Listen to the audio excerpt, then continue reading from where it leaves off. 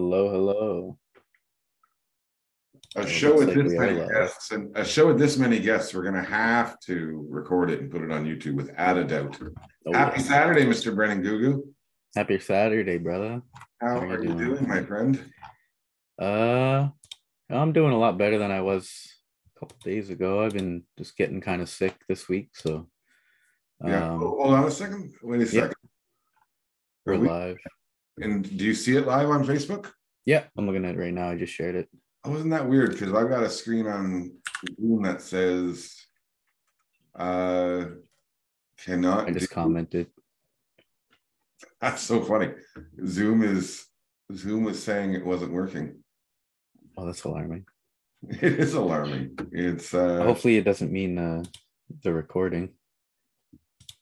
oh, maybe that's what it means. Hold on a sec here. I'm trying to find, let's see. Oh, I probably can record it too, can't I? Uh oh my You got to god. give me permission to record. Okay, hold on a second here. I got a terabyte empty hard drive that I can start filling up. Okay, let's just see where this is at here.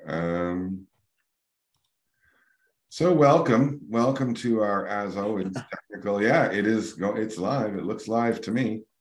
People are watching. Yep. I don't know what that Zoomy thing is, but yeah. And when I go back to the Zoom screen, it says it's recording. So who knows? But it's live. Hey, Corey, nice to see you, Corey. And it is a great show we've got planned for tonight, and we have a group of newly elected city councillors who are going to join us. So we might not chat for as long as we normally do. Because we have 6 guests tonight, and it just seems super awesome to think that that many are going to come and join us and sit around our little circle tonight. Yeah, it's quite the You were, docket. Eh? you were saying you weren't feeling the greatest physically this week? Yeah, no, I started getting kind of sick like Monday night, like Tuesday, and then it just kind of hit me Wednesday, and I've just been like I kind of like went into a little coma Wednesday and just slept for like a whole day. Oh, goodness. Yeah, I just called into work, ended up calling into work like Wednesday, Thursday, Friday, and just Holy moly. yeah, it sucked. And then we were supposed to go to the Thunderbirds game like as like a family. Supposed to go with my parents and my siblings. Yeah. Yesterday because they had the like Every Child Matters night and fan night too. Yeah. And so like you get to go on the floor and meet the players and stuff after the game, like get pictures and autographs and stuff. But no, I was super bummed out. I had to miss it because it was super cool. Like our friend Adams, Drives the Common Man, performed at the intermission there or opening. Saw that. One of them. Yeah. And the crowd was buzzing. Like I saw all over Snapchat, people were loving it, just eating it up. So shout out to the homie. And then Eastern Eagle opened there and they played the honor song and also played a really cool original song by one of their young drummers, Keegan Sack. He's like a year older than me. He wrote a song for the children and they performed it there, like a Mi'kmaq song. And oh, awesome. so yeah, it was like really cool night, a lot of stuff. And yeah, it was sad I missed it, but the fam got out there. It looked really cool. Well, very cool. Well, we also had an outing this week. And let me just show you. This is so last night was the premiere. 2 nights ago was like the opening of the Real Out Film Fest, which Three Things is the presenting sponsor of. And we're so grateful for that opportunity to be part of something so significant. And so then last night, a crew of us went out for the opening film. Oh, nice. And the film was phenomenal. Absolutely brilliant. And it's the film that premiered the festival yesterday was this film, Rosie, out of Montreal. This actress here, this young Cree actress. Holy Moses. Like, no joke. What's her name? Her name? She looks like Karis Hope Hill. Oh, okay, cool. And so the premise of the story is that her mother, this young girl's mother, passes, and she ends up living with her auntie, the woman with the tattoos and the long hair there, who's an artist, and her friends, and it's set in Montreal in the 80s, and it was spectacular. Like I tell you, the 80s. That's cool. yeah, it was set in the 80s, and it was absolutely brilliant. And it was just such a treat to be able to be there for the opening and to be with our people. And it was just absolutely fantastic. I'm so glad I was there. And that we How much does it follow that little girl, the movie? No, it's all about her. Like she, Oh, what? yeah, That's cool. she's the lead actress, and she's maybe, I don't know, 7, 8, something like that. That's And insane. brilliant. That's so cool. Good for her. Owned Wow. owned the whole movie. So we were super Shout thrilled. out to that little res girl. Yeah, totally. That's unreal. It was. And as you were saying, and so this is the Real Out Film Festival here. That's the festival that runs. So we'll put the link in the chat somewhere there. It runs until February 5th. There's movies every day at the screening room downtown, and we're really proud. And look at the back page ad right there. Look at that back page That's ad. cool. Full I love that. from the presenting sponsor. Full page. As the proud presenting sponsor of Real Out Queer Film Festival, we offer congratulations and thanks to the staff, board, and festival volunteers who help us all know that we belong. That's cool. So yeah. You never went into you ever want to be an actor? Oh, I thought I did. I honestly thought I was going to be, like, when I did all that television stuff in my 20s, right? Yeah. And media stuff, I thought that would be my path. But the problem is that, like, I've probably spoken, and it's a fair assessment, around maybe 600 times, maybe 700 times. That's wild. And so I've never said the same speech twice, because I cannot. There are speakers who just rattle off, right? And they can just not at all. Times I've like been involved in documentaries, like hosting a documentary. I remember like they had to write every part of the script on big bristle boards. And like I would read it, like there's a scene if I'm walking through a park and like holding the bristle boards and dropping them, because I had no ability to memorize the script at all. I could speak freely and clearly and share the story, but if it had to be scripted, it had to be like that. So there was no hope for me. Rip. Yeah, no hope at all. I see we lost one of the counselors in the waiting room. Oh no. So I'm actually thinking, if it's all right, maybe what we'll do is we'll welcome the first 4 that are here. And yeah, we got a packed show tonight. We do have a packed show, and so why don't we do that? Why don't we welcome our friends here? And yeah, sound good? Yeah.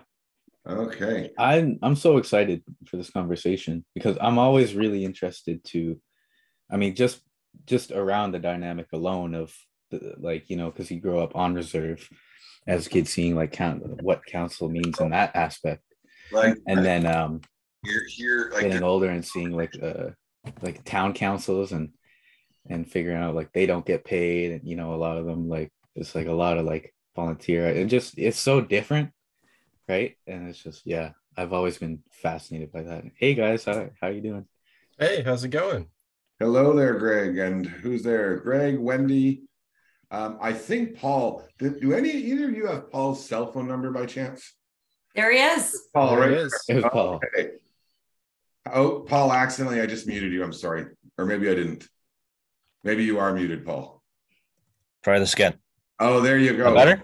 Paul, and there's Jimmy. Now we did have someone else there, and Connie was in the list there, and then I don't know, I think she left or got kicked out. We don't normally start this early, but we realized we have so many amazing guests tonight that we thought we would chat less with us, and really we were just chatting about the Real Out Film Festival here in Kingston. I don't know if you know, but Three Things Consulting, who hosts this show, is the presenting sponsor of Real Out.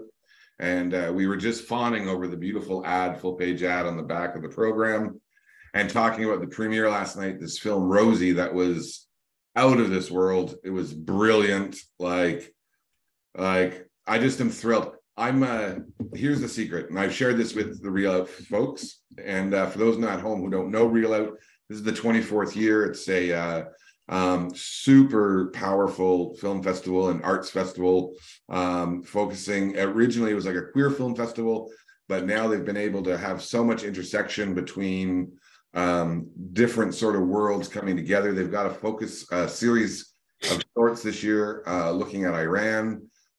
They've got always have strong Indigenous content. They have strong newcomer content. It's just brilliant. There's such a good team that puts this festival together. So last night was the premiere of the first film, Rosie, and it blew our socks off. Like, it was so good. And the lead actress was maybe 7, and she owned every single scene to be had. Like, it was awesome. This young 7-year-old Indigenous girl, and wow, brilliant. That's really cool. Yeah. I have a couple of family members who've been really involved in Reel Out for a long time. So Yeah. I'm a big supporter. Yeah. Do you know Terry Eastersheen? Yes. Yes, she's my cousin. Yeah. So Look at that. I Small world. kissed her last night. it's Kingston, yeah.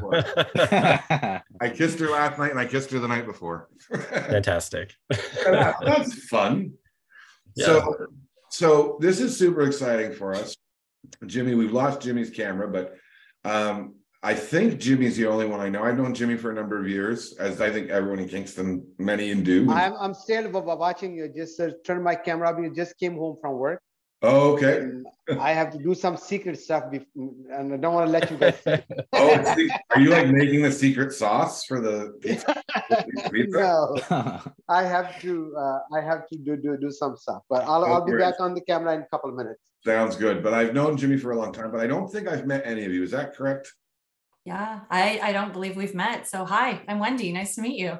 Nice to meet you, Wendy. And Wendy, if I'm not mistaken, you're a high school teacher?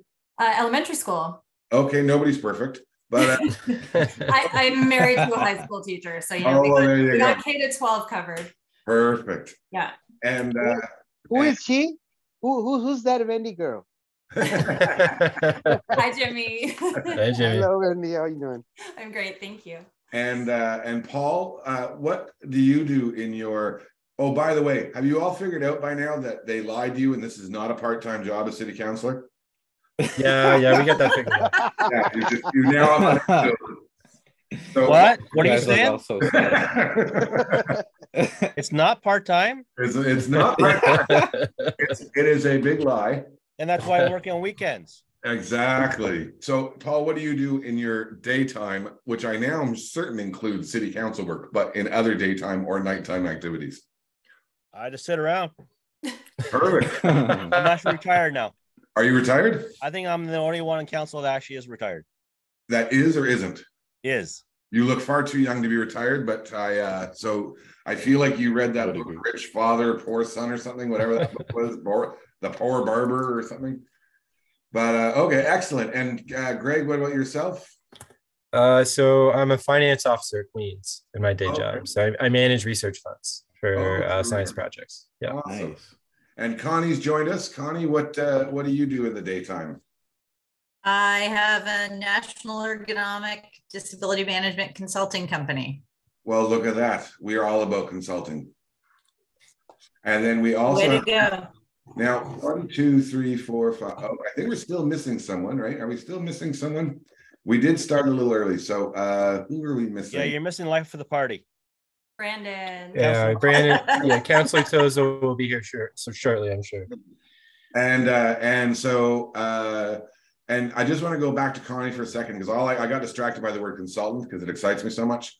So what was the first part of it? Ergonomics. Ergonomics. Cool. Can you define that for me? Because I'm not sure I know what that word means.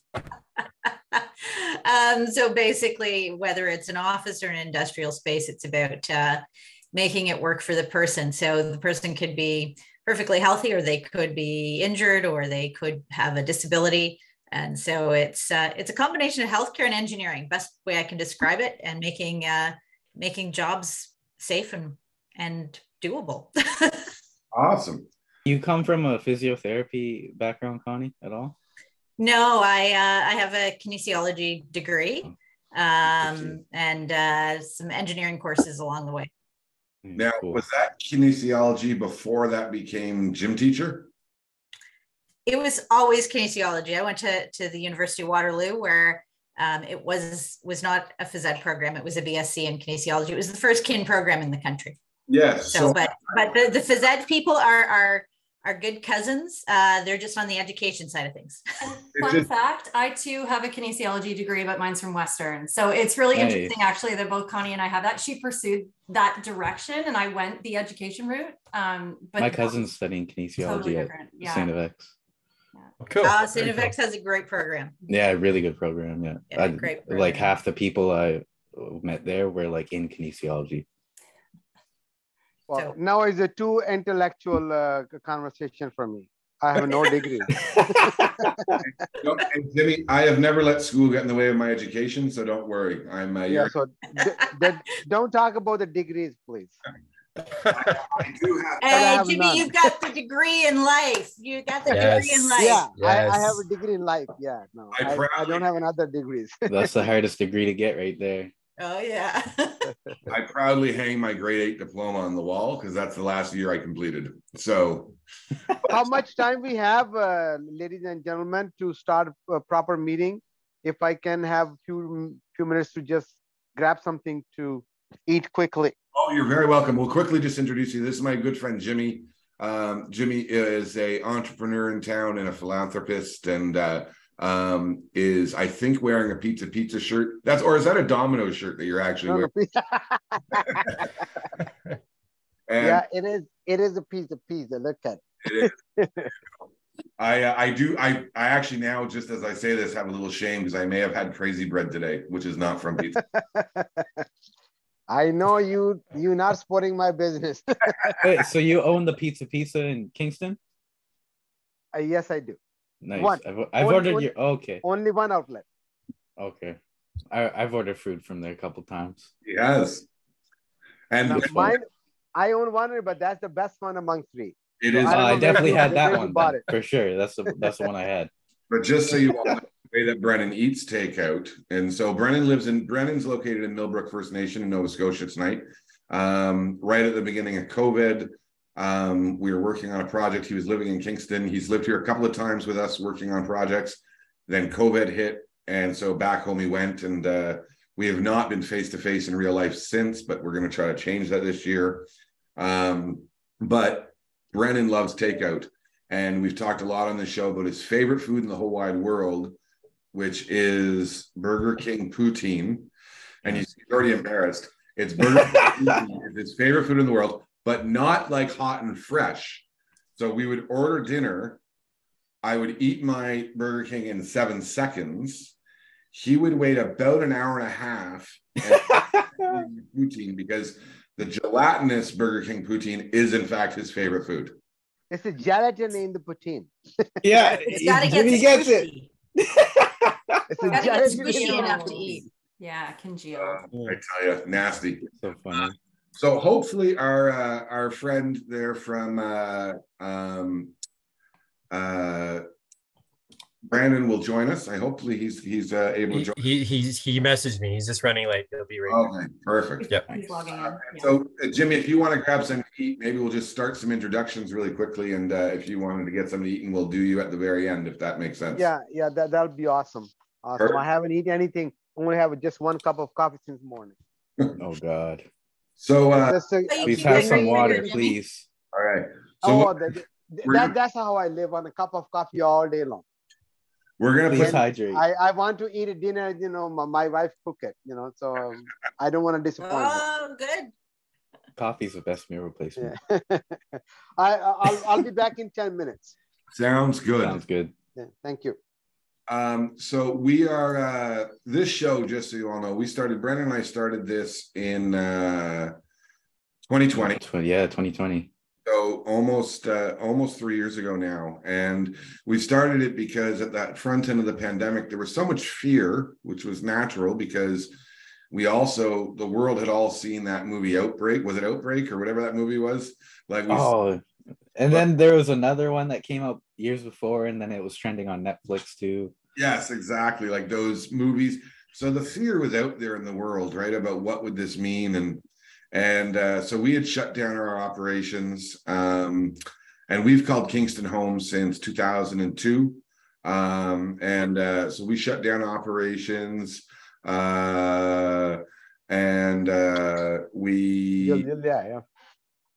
started this show to talk about mental health. Everyone was feeling that disconnection, including ourselves, and we never envisioned, certainly, that 3 years later we'd be still here on Saturday nights. But one of the things about taking care of ourselves is making sure we have connections and contact, right? That's the beauty in talking. Like, it's what we tell people to do all the time in our work, in supporting community, supporting young people, supporting families. We always are pushing the idea of talking. And so we're still talking. So 3 years later, and we're really excited to have the chance to talk to you all tonight, because it's super exciting to have people like you all have an experience, and even especially in the last 2 months as new councillors, as new elected officials, that not many people in the country will ever have in their lives. Like, the total number might be largish because it's a big country and such, but it really isn't. So you have an experience that's super unique, and particularly on the front end of this journey that you're on, we're really privileged to have you join us and speak and share. So that said, we'll just take a quick second and have you introduce yourselves. And maybe we're going to start here on the bottom of my screen with Connie. And not because you're a consultant and I feel a sudden allegiance toward you. But so Connie, why don't you just tell us a little bit about yourself? Well, you already know that I'm a consultant. I'm a kinesiologist, ergonomist, and I have a national consulting company. But, I grew up in Long Sault, so not too far from Kingston. Went to Waterloo for university and lived in the GTHA for a number of years. And then about 6.5 years ago, moved out to Kingston, and it's an absolutely great spot to be. It's put me, I just think it's got such proximity to a lot of major cities, but it's that lovely right size. So I've done a lot of different things. As I said, I've had my own business for over 25 years. Don't do the math. So that makes me, I think I'm middle of the pack or a little ahead in terms of the age of councillors. I have 4 boys, 2 stepsons and 2 sons. So all guys around the household. I'm now a grandmother, which is an eye-opener. It's kind of neat. So I have 3 young grandchildren. Love to hike, love the outdoors. I'm a big sci-fi fan. And as my fellow councillors who have been following our email today, there's a song for everything. And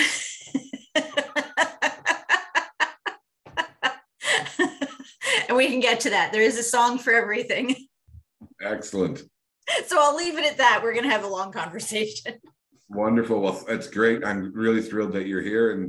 And I would, maybe one of the questions we'll ask is, what's the top track on your soundtrack of life? And we'll ask that maybe a little later, so you have some time to think about it. And our newest friend has joined us, Brandon.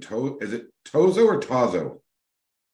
It's either, actually. So I'm pretty easygoing with it. I teach university, so I've gotten Toro, Tuzo, Torso. I've gotten many manifestations of my last name. So delighted to be here. Many apologies for being late. I have 2 young children, and I was just getting one off to bed, which is a feat in and of itself. So thank you for inviting me. I will say that. So a brief bio of who is the man, the mystery, and the legend of Brandon Tozza. I am well known for my sense of humor, which I think is the thing I really bring to this council chamber. So my background is I was born in Sudbury, Ontario, son of Italian immigrants. So they worked in the mines of Inco, and then my dad moved to London, Ontario. He was an industrial electrician, and I went to university, and I have a doctoral degree in political science and government. So my background is largely in public policy, and I teach university at Trent University as well. And my sort of catalyst into politics is I'm a union local president, and I defended a lot of frontline workers during the pandemic. this wasn't the best time for them. And I think my experience of really defending, it was actually a bunch of nurses I defended, and their experiences dealing with the Ford government was just kind of the last straw that broke the camel's back, and was my real reason for getting involved as in a leadership position. Because I thought, I sort of just talk very frankly, if these yahoos can be in charge of government, how difficult can a yahoo like me be getting into government? So I decided to put my name on a ballot and see where that would take me, with absolutely no expectation of success. And long story short, here I am, city councillor. So that has been my driving, motivating force for being in politics, has really been kind of looking back at the people who got us through this, and the people who have been left behind or forgotten. And I think what this pandemic did is it pulled a Band-Aid off of all of these tragedies and these issues and these social things that we've experienced and been brought to light. And I'm here to remember and to fight for those things. So that's who I am and why I'm here. And I'd say the soundtrack that I've been listening to a lot is I've been doing a lot of listening to David Bowie lately. I'm just a real David Bowie fan. So that's sort of been on my Spotify list. But that's Brendan Tozza. Awesome. Well, nice to meet you and welcome. Quick question. Trent University seems really far from here. I could probably tell you every spot along the 401 between Kingston, Ontario and Trent University. Sorry, what was that? Driving to Costco, that to me is like an overnight trip. Right? Going to Peterborough that's wow. Yeah, 2 hours down the 401. I get a lot of podcasts in, and I've got many clicks. So I could tell you the best restaurants between here and Peterborough, if you ever need. And I can probably do the drive in my sleep. Not that I would do that in case the OPP are listening. I'm fully awake on each of those trips. It is a bit of a feat to get there and back again. But I don't know. I have 2 young children, so every now and again I kind of like the time where I get 2 hours to myself. This is not that bad. So I went. Councillor Stephen is nodding. It's anybody with young kids is like, okay, whoa, 2 hours to myself. This is awful. But yeah, I'm on leave of absence right now, and I'm focusing exclusively on council work with my lovely council colleagues. Awesome. So, well, welcome. Yeah. Thanks so much. Thank you. Paul. Yes, sir. So retired. I was born in Strathroy, Ontario, which is just a little southwest from London, Ontario, to Portuguese immigrants. Moved here to Kingston before I was 3. Went to Queen's, got a BA in economics, started off in working in the finance department at Millhaven Institution for about 3-4 years, and 31 years later retired. I was in the programs department for the majority of that time. Was also quite active there, being both on the health and safety and in the union, a number of times as local president for approximately 25 years. Also very active with my kids' elementary school, being on the school council for about 10, taking a number of different projects. So with coming around to retirement, going from basically high octane activities to going into basically almost reverse for me, and being able to help people. And once you get that in your blood, it's hard to get it out. So thought the best step for me would be to run for council, which was my first attempt at official politics, even though some can say being in the union, it has its own little politics and representing people. So I was able to be successful in this venture, even though it was a very tight race. There was a number within this within Kingston, but I think I had the tightest one at 34. Oh, 34. Yeah, yours was tighter than mine. Yes, 34. Mine was tight. Yeah. 34 votes. We're going to come to that. I think I had 35. We have a really special guest that just popped in, and we're going to welcome him in. I think he can only stay for a second. He's coming in live from Washington, having been interviewing folks in Washington for the last couple of days. He is it's very exciting. I just saw an email come up saying he wasn't going to be able to, but here he is. This is, I want Nice. you all to meet Wyatt Sharp, who's dialing in from Washington, D.C. We've been following along Twitter. There he is, right there. Hi, Peter. Sorry, I don't have a ton of time, but I just wanted to stop and say hello. Well, hello. Thanks a ton, man. Happy birthday, first of all. Yeah, happy birthday. Thank you. I just met Nancy Pelosi, so I'm like very excited. So Dang. Look So at I you just- go. Where are you right now, Wyatt? well, so I'm at a hotel in Washington, but the hotel is having like a like dinner for a bunch of important people, so to speak. So I was talking to a bunch of them. So I talked to Nancy Pelosi and Amy Klobuchar and lots of different folks. So And you interviewed, I saw you interviewed, you were with Dan Acosta, right? From CNN? Jim Acosta, yeah, Jim Acosta. You were with, who's the other one? I just saw, their names. You know this better than we do. Who else did you meet with since you've been in Washington this week on assignment? Judy Woodruff from CBS and Jim Acosta from CNN, Dana Bash from CNN, Pamela Brown from CNN, former Congressman Joe Walsh. I met with Canada's ambassador to the US, so keeping some stuff Canadian. Awesome. So yeah, I met her and there was a couple other people as well. Well, Nice. so everyone, this is Wyatt Sharp. He's a journalist that if you ever are invited to be on his show, it's a privilege. You'll join the legions of every federal leader, prime ministers, leaders from around the world. He just turned 14 on Monday. Did you get our package there, Wyatt? I did, yes. I believe I messaged you to say Nice. thank you. Okay. So thank you. Nice. Got it or not. It said they dropped it at the door, and I was like, oh, I don't like that. But you live in like a rural, Yeah. so I hope. I do, yes. Yeah, I do. And You so have- for Wyatt's 14th birthday, his family brought him to Washington, where he can, where he's been interviewing folks. Follow him on Twitter without a doubt. This is right there, exactly. Yeah, right. you've got 14,000 Yeah. followers. You're a Titan, sir. Is it? Yeah, congrats. Wow. I'm like with a celebrity. So, He's out in the trenches, we're putting thrilled. in that work. So why these are all the new city councillors here in Kingston on the most recent election, and All right.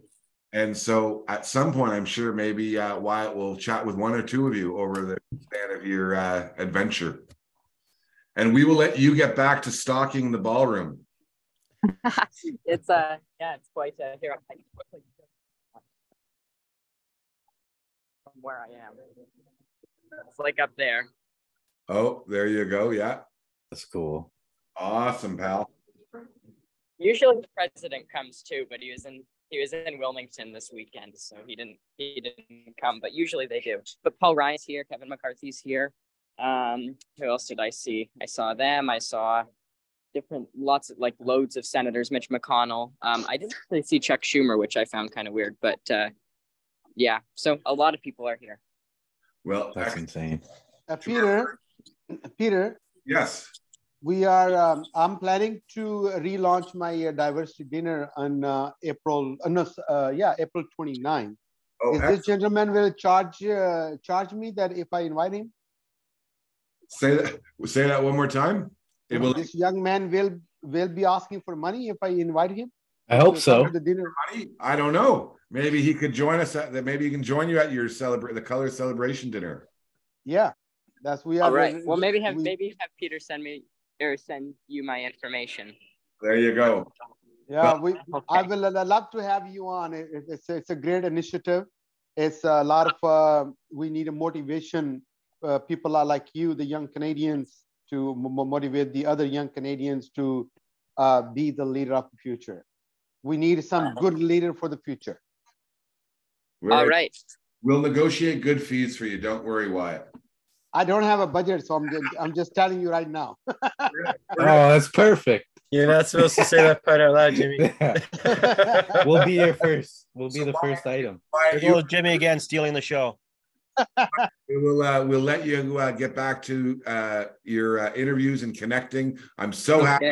I'm so proud of you. And when do you come home? Well, supposedly tomorrow, but our flight's been canceled because of the snowstorm that's on the way. So I'm happy about that. It means another day in Washington. My mom's not so happy. It means she has to scramble to find another flight or work with the airline. So, but anywho. Well, there you go. Well, thank you again. My best advice when your mom's looking frustrated, try not to smile too much about it. Wise words. Enjoy, man. Thanks a lot. Proud of you, buddy. Thank you so much for popping in, my friend. Thanks, everyone. Bye. I just awesome. felt like I met a celebrity. So like, I mean, I'm starstruck. He's 14 years old. He started writing a newspaper column, I think when he was 11, and literally just, stuff like, and much like, and he focuses on politicians. And so his birthday present to go to Washington is like, most kids would want to go to Disney or Universal or somewhere. He was like Washington, and if you look on Twitter, you'll see the people he's met over the last 5 days. Like, just it's amazing. And like just the fact alone that he's that age and he has the confidence and ability to like speak to people like that, like it's just unreal. Clear, he does journalism, and I'm not biased, but he does it probably 15 times better than your average journalist. Like he's a phenomenal journalist. He's like, he asks genuine, true questions. And the beauty is he doesn't ask questions like of a 13-year-old. Like he asks like things that are relatable to a 13-year-old. He asks relatable to everyone. So anyways, it was nice that he could pop in. But we were going to ask him if he had a question for all of you, because again, his expertise is politicians, and you now are all politicians. Who knew? So I think we're finishing up with Paul. The reaction. Share with you, Paul, is that we're surrounded in our life by grandmothers who are all retired, and in our community, the Indigenous community here in Kingston, but they're all like working on 33 other things at any time. And I do not need other people like them to role model retirement as that thing where you take on tasks. When I retire, I want to just watch television. So are you saying I should resign now and step down from my 8 other committees I'm on as well? Oh, good. Yeah. You just need to find some grandmothers, apparently. Okay. See you guys. I'm gone. I'm out. Landslide Paul has left. Paul has left the building. So here we go. There you go. So Wendy, tell us about yourself. What grade do you teach, Wendy? Hey, sure. So I teach grade 3-4 this year. And I'm at Bay Ridge Public School. I've been there for about 8 years. And so it's nice to be really close to home in the West End. I grew up east of here, Kempville, Merrickville area. So out in the bush. My parents had like 29 acres of trees and bedrock, and my mom was into gardening. So the rural experience. So I got really good at shooting 3-pointers because there was no one to play with. My dad put a telephone pole by the driveway and mounted a net at the right height for me. So I got pretty good at that. So I got into politics partly because for a really long time, I was kind of thinking, someone needs to do this and someone needs to do that. And I turned 40, and 40 seems to be a big deal, both sort of symbolically and numerically, I suppose. But I kind of had that, that moment of realizing like, oh my goodness, I've been waiting for someone and I've been waiting for me. But I wasn't ready until I guess in that moment. And so I sort of made that decision that, I knew I needed a change. I just didn't know what it was. I thought maybe it was something in education, but no, the shift came, and I put my my big girl pants on and out I went, and here we are today. So that's kind of where I came from. There you go. Well, I'm glad you had that moment and you're here tonight. Me too. Getting older is pretty great. I gotta say, every decade, you think you're supposed to dread it, and then you get there and you think, I'm better than I used to be. And if this keeps happening, man, just wait till I'm like 90. That's so reassuring to hear. Thank you. Yes, the incumbent player, her and Connie. Did you and Connie both take out incumbents? Oh yeah, we did. What is an incumbent? So the person who had the riding, and so who did you take out, Colin? Take out. Who did you like the word incumbent? Let's go with take out. Who did you take out, Connie?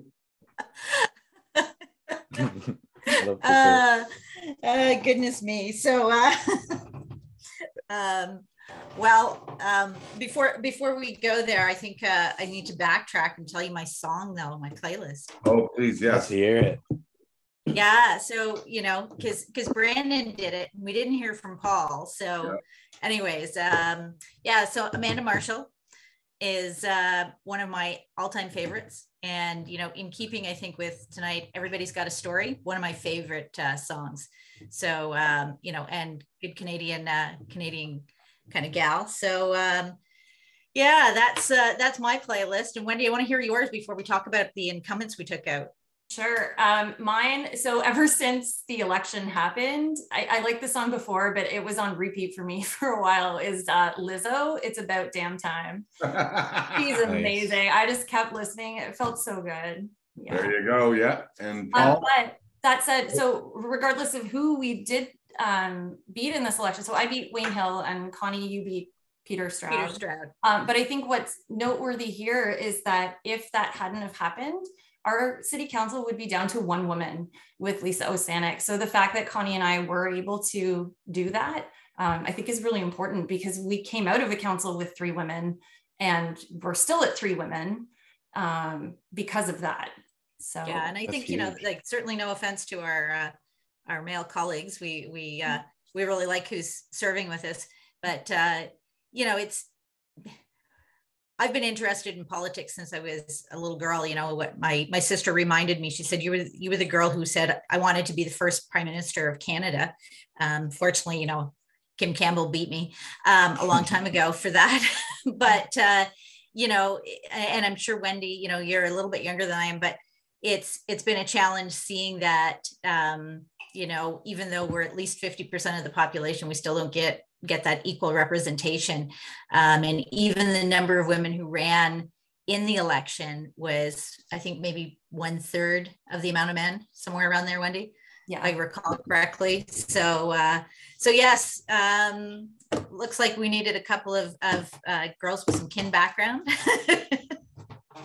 The stamina, the athlete in there. No, very true, and it's so important, and certainly in historically pre-contact, right? Women were the leaders of our communities. Women were the decision makers, and men might have had titles like chief, but or whatever that language would have been at the time, but they would consult the grandmothers. They'd consult the women, who would be the ones to guide and frame what the decisions would be, and the men would be the ones who carried those decisions forward. And so, and in fairness, we're here for 12,000 years. So it sort of worked. And interestingly enough, in the shift, right, from the 1400s on in like North America, when that reversed, and our women particularly were targeted because of that strength they carried, right? And so by diminishing women, it was intentional, right? It was diminish the women so that the men wouldn't be able to lead in the way that so I'm really glad that you brought that up. I think it's significant. It is politics in general is historically, right, been a male activity, a male sport. And I was just going to say, and specifically straight white men. Yeah. Well, I mean, you always hear the founding fathers, and it's interesting because you look at it's an important thing that people have to be able to acknowledge about, and we'll come back to this shortly, but how do you ensure you're representing the voices that don't participate and engage in municipal elections, right? And so we'll come back to that shortly. I do want to hear, Paul, what your soundtrack song might be. Well, I think, earlier this afternoon, I started to mention Sharp Thrust Band, Living on a Prayer. Nice. Go. And we're going to meet Councillor. I'm still the girl who wants to just have fun. So, Greg Ridge. Hey, how's it going? Whose cousin I kissed this week? Oh, there you go. There you go. She's lovely. I'm born and raised in Kingston, so I grew up in what they call north of Princess Street, which was great. And So I went through the Catholic school system. I did a bachelor's at Queen's for English Lit and linguistics. And then I did another one for business, specializing in accounting and taxation. I'm doing a master's right now on public policy, looking at affordable housing specifically. And when my regular job is being an accountant. And before that, I was, well, in between accountant gigs, I was working as a constituency assistant and legislative assistant for the previous member of provincial parliament, Ian Arthur. So I got involved in politics through that at the beginning. And so working at Queen's Park in Toronto. And in my spare time, I was running a free low-income tax clinic for folks here. So I did over 800 returns, and we brought over $2 million back to the community. So it was through that I saw the acute need that was in this community. I mean, I grew up in the poorest parts of the city, so I'm very familiar with that as well. But seeing that as well, as it's just that's what inspired me to run. So I ran, and I think, yeah, it was overwhelmingly positive. So it's been an amazing experience so far, and I'm looking forward to what's going to come down the pipes in the next 4 years. It's only been 2 months, so and it's been a very busy 2 months. So yeah, it's been very exciting. And what would be on your playlist? Oh, okay, ooh, that's a good one. I was listening to a lot of Kendrick Lamar, Cartoons and Serials, from his unreleased album. But I'm also like Sheryl Crow's All I Want to Do Is Have Some Fun, which is an old guilty pleasure of mine. So yeah, that would be my two picks. There you go. So I have $5 that says that Jimmy's playlist has got a lot of Tupac on it. I'm the wrong guy for the playlist. How are you doing, Jimmy? I'm doing fine. Did you get food in you? I'm sorry? Did you get some food in you? Oh, yes. I got some good meal. I'm now all full and have the energy, and then, Excellent. While I was eating, I was listening all of you. So and this is fun because I've been on Jimmy's show, and I think I've seen some of you have been on his show this last few months as well, I've noticed. And yeah, Connie. Yeah, we went on Jimmy's show. Jimmy was like, guys, it'll be really easy. We're not going to talk about anything controversial. He eased us in with one question, and then he's like, so, affordable housing, how's it going? And I'm like, thanks, Jimmy. Thanks, Jimmy. Appreciate it, buddy. It was just like a doctor, when he's trying to give a injection or those, count to three, and then they're like, vaccine to the young kids. They say, oh, it's okay, no worries. No, look at the other side. Now you know who on this council you have to look out for. The rest of us all get along. I'm not sure if you can tell that, but we can all get along. Jimmy, on the other hand. You know me enough, man. 20 years, you know me enough. So, Jimmy Hassan, we had a lovely visit when you were determining about running in this election. Oh, that's right. Did you not get eaten by a squirrel on my porch? Was it a squirrel that jumped on you? Yeah. Yes. On my back porch, and we're just having a little visit, chatting about politics and such. And you hired that squirrel to scare me off. And then the squirrel literally jumped on, he comes to the porch to have little snacks with us, and the squirrel literally jumped up on Jimmy's shoulder. On my shoulder, yeah. That's hilarious. Yeah, but so Jimmy, you would run in the previous municipal election and came very close, and then you ran again, and here you are. And so, how does that feel? Well, I'm so proud, so happy, and above all, I'm so grateful. I have great colleagues, good team. I have no regrets that I did not win the last time, but I'm so grateful that I won this time. The reason is all my colleagues, they're very intelligent, very kind, very helpful, and I'm hoping that we have a good team, and I'm dreaming to build a legacy for a long time, that if some of us don't come back or decided not to come back, the Kingstonian will remember this council and saying, that was awesome. There was great councillors up there. That is the goal. And this is making me feel very confident, happy, and proud. And can I ask you a question, Jimmy? Yeah. So you are and now does anyone know, has there been another newcomer who's ever been on council in Kingston previous to you? Newcomer? No, I am the first one. Yeah. Yeah, that's like, I want to acknowledge that's a big deal. Huge. Because again, when I moved to Kingston, I loved it immediately. Like, I've lived in Halifax, Toronto, Ottawa, Windsor, Vancouver, Edmonton, Calgary, Montreal. Dang. I got here and it was like, oh my God, I'm home. Like, this is where I'm supposed to live. It was so perfect. But as a First Nations person, there was an absence of culture, both in First Nations culture and any other culture, it felt like. And so I've watched in 20 plus years this city really shift in a real positive way. And so I just want to applaud like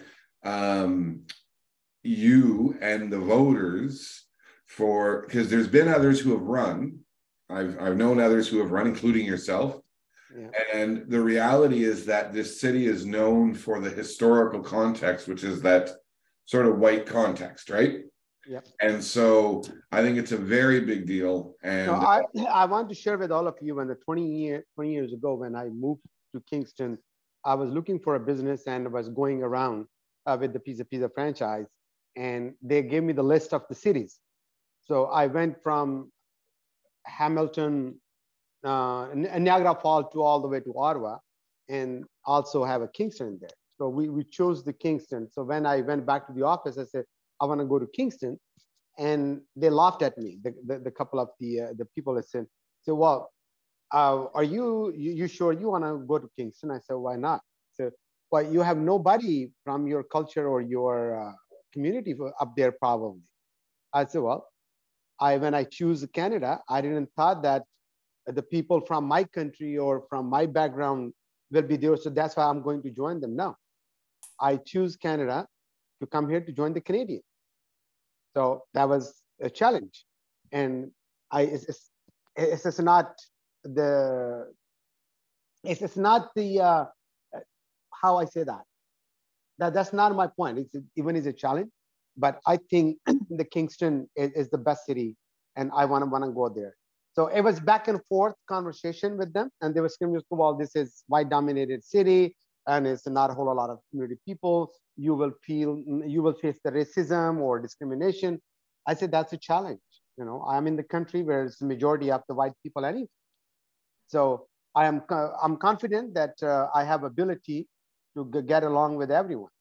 And I was confident that I know my roles, I know my responsibility, and I believe that when people know their responsibility, they exercise their responsibility, it's no problem to have their rights come to them. But the people always fight for their rights, but forget the responsibility. There is the problem. So I think the Kingston has been very kind since very first day. Not a single time, not a single moment. Paul know me from last 20 years.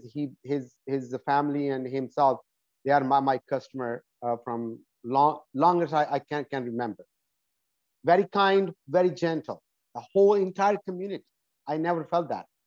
Everything I try to do, they open the door, they welcome, they applaud for me, and then they recognize me and they give me the respect, and it's give me courage to do more and more. And here I am as a counselor. I did not face any difficulty or any challenge or any obstacle because of my colors, for my language. My language is still not, like you guys are. You guys are talking about the degrees and everything else. I have nothing to share with you in that that regard. I'm a practical person. I have a degree in a practical life, and I'm a PhD or whatever, the master in a practical life. And the practical life have treated me very well. And like I said earlier, all my colleagues, even from last 2 to 3 months since we're sitting in the council, none of them make me feel for a single moment that I'm different than them, or I am, with the knowledge-wise, the language, with anything else, I'm less than them. Brandon Tozza, every time I walk in, he says, hey, brother, how you doing, hermano? You know, and we always hug and, you know, we all talk. Greg, I know Greg from last 5-6 years in the politics. Politics is something I always want to do it back home. And the reason I left my country, it was not only the reason to have a better life, but better life socially, politically, economical. I was foster. I was living with my foster family who was living under the poverty, way below the poverty. And I have seen the life, you know, with the many aspects and many levels. That's what is making me feel that I'm proud and I'm in a good community with the good people in the good country, with the good society, with the good system. And I want to enjoy every privilege. I want to enjoy every opportunity. And I want to enjoy everything that came into the package becoming a Canadian. And no one is stopping me, and no one has stopped me, and no one is on my way not to doing it. And I want to give back to the community through this platform and make sure that I make I'm promoting now that I'm not an opportunist. I'm a contributor. You know, I was giving the opportunity, which I earned it, and I'm enjoying every day with my family, with my wife, with my friends and other community members. But it's time for me to also share those opportunities back to those who is in the queue or who are less fortunate. And I am trying to do my role as a responsible Canadian, as a responsible member of this community, the community who's been very kind and very generous with me and with my family. And I really appreciate that. And I thank every one of you because you are part of my success, personal and the business. Well, and I have to say that is a lot of what you just shared is the spirit of what I felt when I arrived here. That and the story of this council, because let's be very frank, this council is a wee bit left than previous councils have been, just a wee bit. And I'm in the center. Yeah, so you're a centrist. I'm very centrist as well, but it's a real interesting, it's very kind of exciting to see. But you also speak about Kingston, because Kingston is, I think, the greatest city in the country to live in, for all of the challenges that may exist, because it's still the world we live in. But I really am a fan of Kingston, and and so Brendan's just had to step away for a second, but I would normally say to him, hey, Brendan, what do I love? And he would say TikTok. And so we put together, if you haven't seen our show before, we have a little compilation of TikToks that we think are relevant. So far in 3 years, doesn't matter what the topic of the show is, I can find TikToks about it. And so this one just talks a little bit about Kingston, and for folks who are watching outside of Kingston, just to be able to see a little bit and understand the place that we're talking about tonight. So if you'll indulge us, we're going to just share some info, the challenges and the beauty and the awesomeness of this city. Does that sound all right to folks? Yep. And you'll note, and I apologize, we always have to apologize now in advance to the content creators. We pull all the audio out because Facebook now completely blocks our videos when the clips of audio of music plays. So we have a whole new process. But either way, let's take a peek at what other people think about Kingston, including folks who are visiting and live here. So here we go. Where are we? Oh, now I did it all wrong. Sorry. Here we go. It's almost like I've never used Zoom before. Here we go.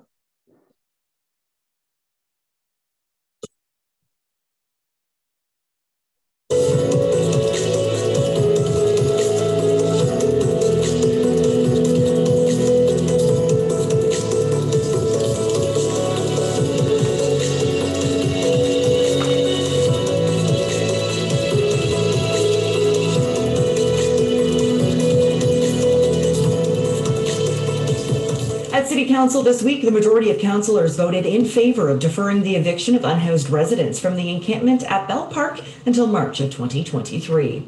In addition to the amending of the eviction date, Mayor Patterson also called for a motion that was not on the agenda, seeking the support of council in declaring a mental health and addictions crisis within the city of Kingston. The hope is that this declaration will put added pressure on both the federal and provincial levels of government to commit more funding to municipalities to support mental health and addictions treatment. Also at Council, the decision concerning the 2023 lease agreement for the Kingston Penitentiary passed unanimously and without discussion, as did the 2023 interim tax levy. And Council made the decision to not adjust the amount of financial support for the construction of the new Providence Care Hospice residence on Princess Street, and they will still be committing more than $500,000 to the project.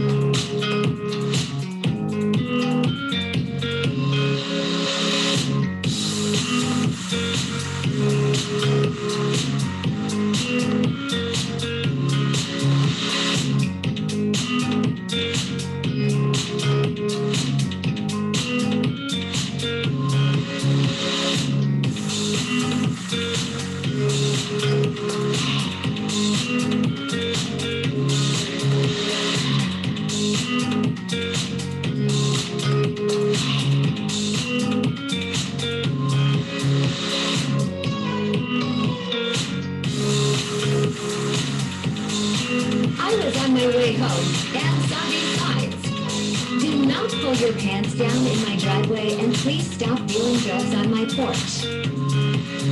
Let me slide.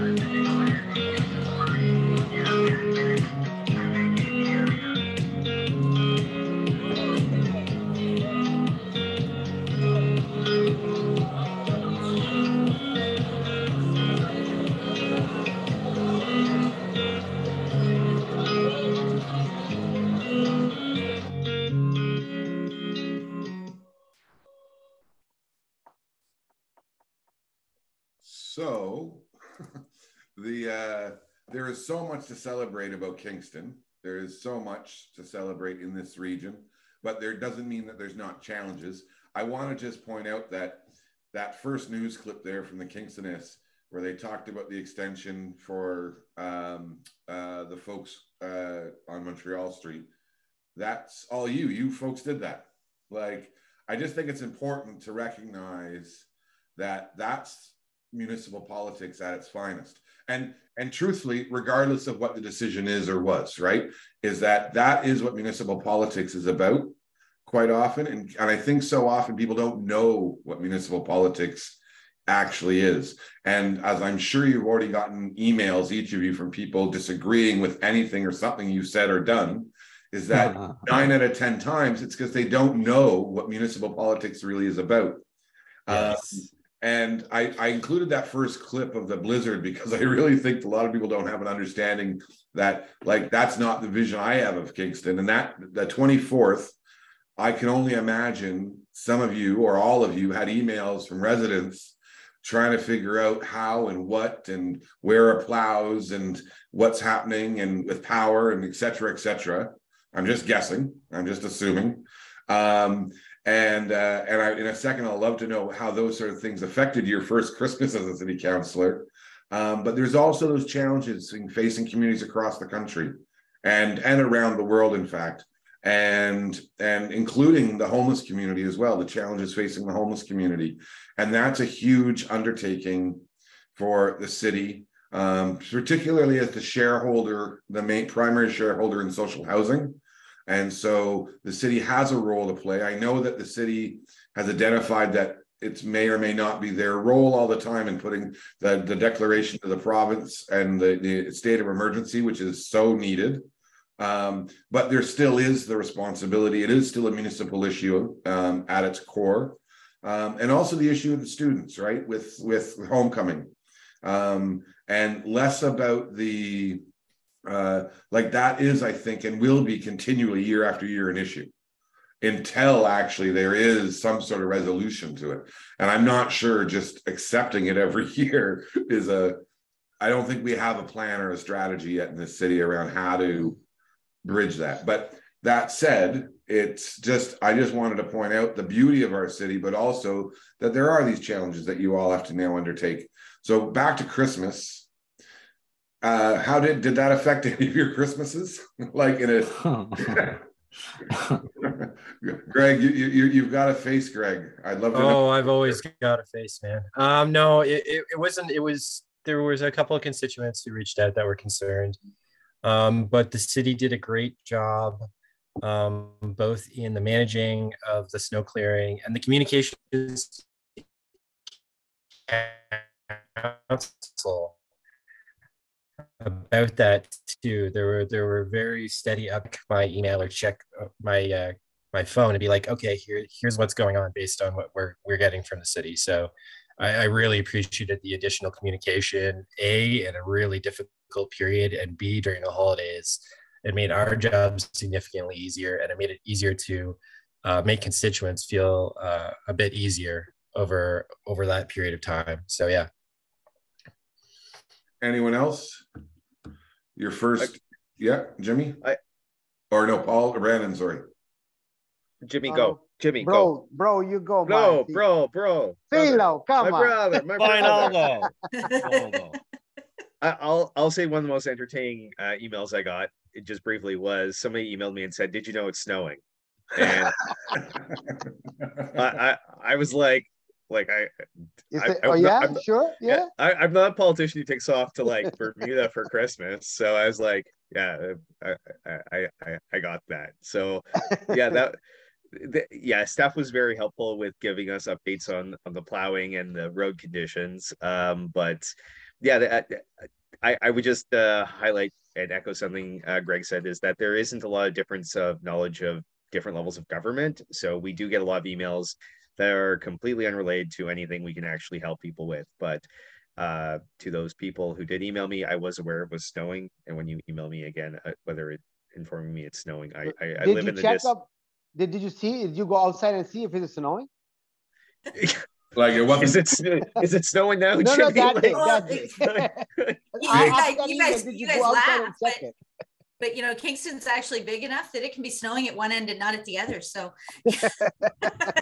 So you could have responded with fake news, just that. Fake news. Yeah. That's weather reports are always by the you. airport. So, you know, like if you're out in the West End, you probably have a more accurate weather reading than if you're on the East side. Well, Councillor Oosterhoff might have a challenge because he has the countryside district, because there it could be snowing in one side of the district and completely not in another. That's right. Yeah. He's not going to know which way to go. Yes. Paul, you were going to say something, Paul? Yeah, I just wonder why Councillor Tozza didn't turn off the switch for the snow. Isn't that in your place someplace? You forgot. or you didn't get that memo. Yeah. I'll put a motion against the snow next time. So like I'll second it. Thanks, bro. So Wendy, you're now city councillor, and what has the adjustment been? Because you're still teaching, and so because I think the other part that citizens don't always understand is that you do in fact have what's officially a title as a part-time job. And we've moved actually conversations a number of years ago, 2 or 3 councils ago, really pushing council to explore having your roles as full-time. I do not think, and this is just opinion, and Brendan and I long ago figured out that we have a show so we can share our own opinions. Like we're not journalists, we're like we can just share our own take. And there is enough work in this city to be done that your roles could very well be like full-time positions. And part of it is based on, over the years, having worked with council on a number of things over the last 20 years, recognizing that you already are working, I'm sure, well more than part-time in this. So how are you finding that balance between what you are responsible to do and what you're just able to do? Like, how do you find that balance? It's tricky. And coming from a world of education, like one could argue, and I certainly would, that a full-time teaching job is more than full-time. I have an incredible husband, who he takes on more than I could ever hope for around the house with the kids. We have 3 daughters, 12, 8, and 5. So there's a lot of driving and chauffeuring right now too, to various activities. But for me, I made the choice that if I won this election, I'd reduce my teaching to part-time. And that's what I did. And the ultimate idea is that I will go down to 0.5 teaching load. But right now I'm down for various reasons. I was able to reduce to 23%. So what that looks like for me is I go in every morning, just like normal, 9:05 start. I teach math every day. And once every 5 days, I teach music as well. And that's it. So for me, I love that I can be in education because I'm someone who sort of hyper focuses. So when I'm there in the classroom, I am 100% there. I am not thinking about anything else. And then when I leave, I can just let that piece go because there isn't extensive planning and marking. So I've been able to find that balance by reducing to part-time work.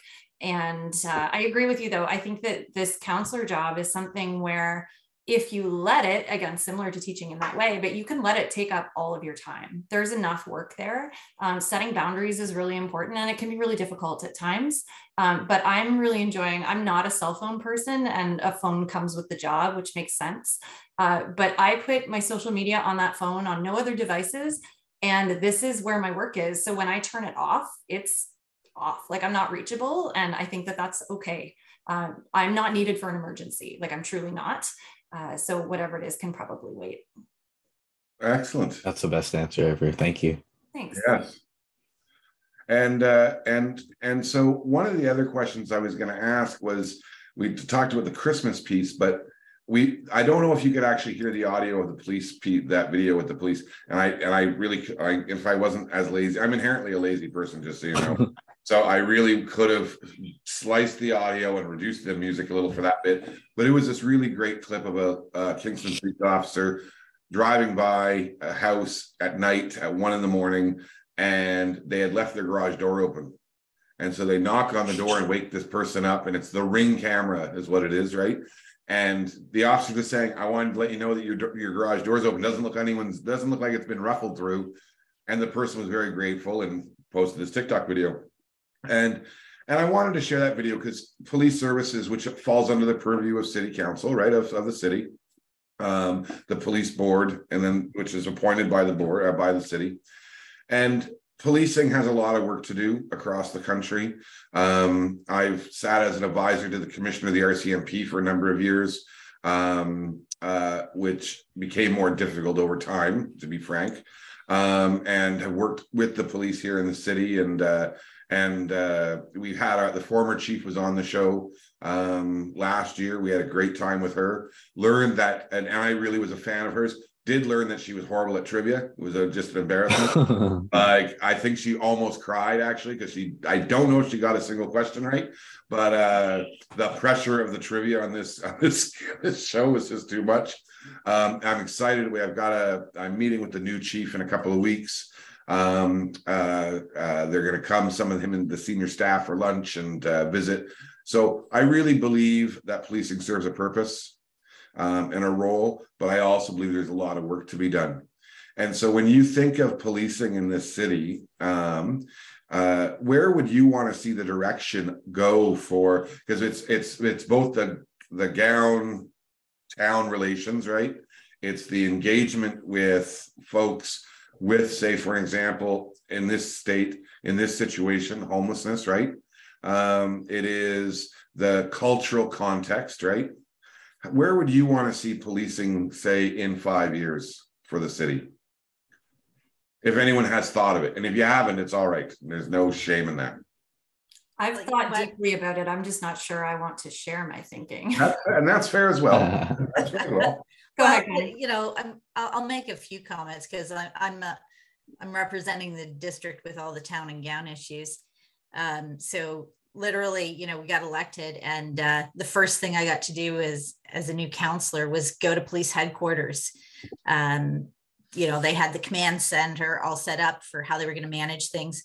And I think one of the things a lot of people don't realize is that the police force has been making a shift to being more community-based. So they spent a lot of time on the ground prior to homecoming, actually going around and introducing themselves and explaining what they were there to do. And the focus was on health and safety. Hey, we're here to keep you safe. We're here to make sure that nobody, you know, gets hurt. So there was really that kind of a focus. So, you know, in my mind, if we're going to move forward, though, it has to be about humanizing that police force, about them becoming a real part of the community. You know, and you think back to some of the older concepts of policing, and it really was about being a community member, but you were the community member who was always looking out for people. So I think we have opportunity to go that direction, but that involves getting to know the community. So, you know, I had opportunity to talk to Constable Vanessa, who's in charge of EDI for the police, and she's absolutely top drawer.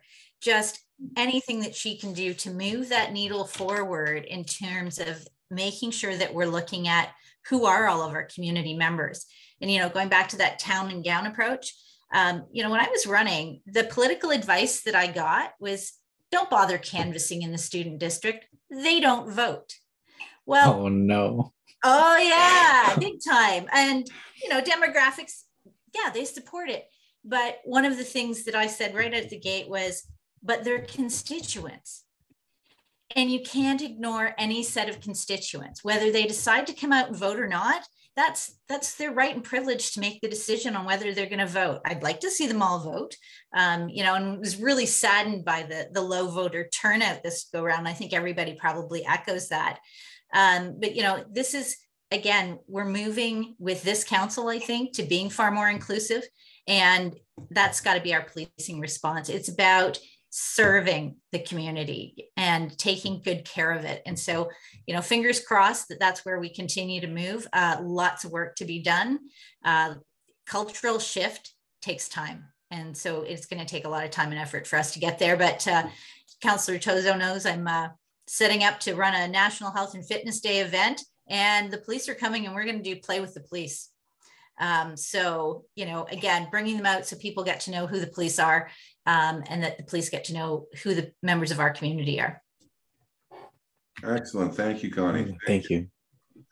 And there is a lot of work to be done, and I hope to see that that will continue in the work under the previous chief, particularly Vanessa's role, right? The creation of that role, and that it's further supported, because it is essential, right? As well as recruiting officers from more diverse backgrounds, more women, and making sure that when they do that, that the space and the place is brave enough for those folks to be able to thrive professionally.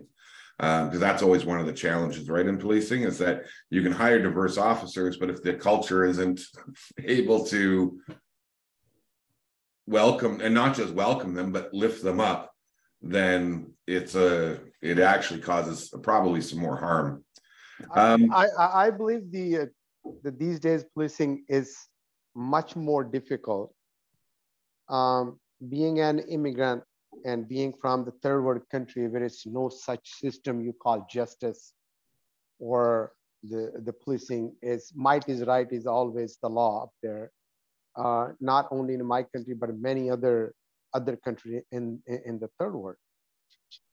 As an immigrant and observer, and I have been on the police board from last 2 years. We as a community, we are making a job difficult for those fine young policemen and the officers who risk their life day and night to save our lives. We are becoming less and less appreciative and less recognizing the other people's contribution to our life, whether it's for the safety or economically or socially. But we are becoming the society of cursing and becoming selfish. So I observe very closely the job. If as a community, as a member of the community, if I know I have to behave well, if I have been taught that I should not throw a garbage on the street and I shouldn't do it, the waste collectors people's job will be much more easier. If I have been asked to separate the recycling stuff in the different bin, and as a household, as a responsibility, I'm doing it, the job is much more easy and it's much more appreciated.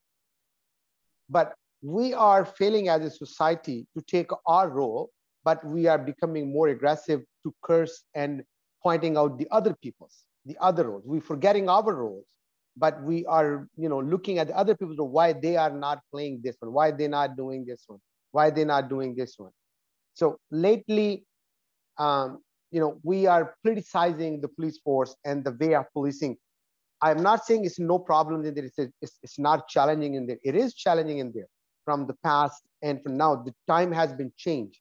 The people has been changed. The mindset has been changed. So the police is also trying to change, but it's take time. It's take time. Our justice system is getting weaker and weaker.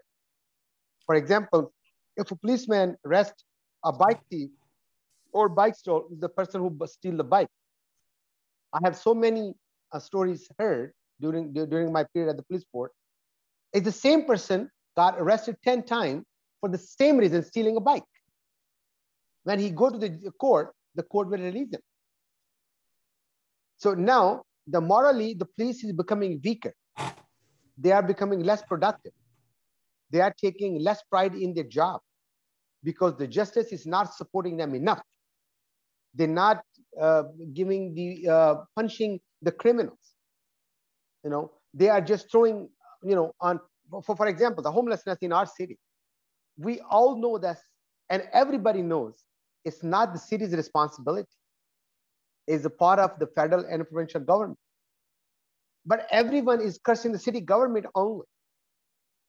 They're telling only they're talking to councillors, and the pressure is on the city government.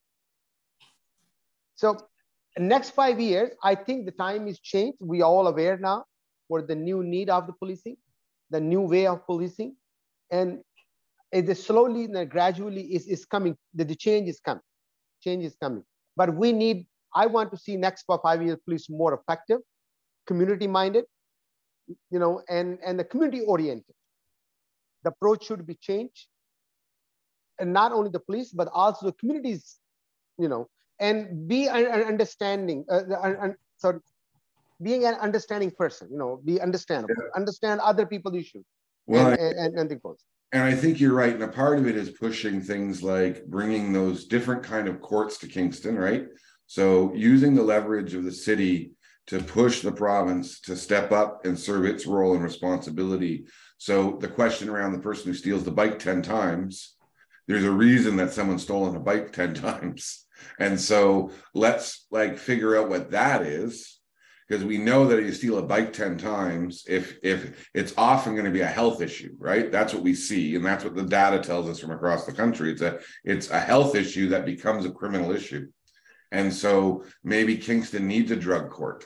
Like, and I don't know if it does or not statistically, I don't know numbers, but I know that in places where drug courts are present, that the bike thief 10 times becomes 5 times, and then eventually becomes 2 times, because there's other pathways forward, right?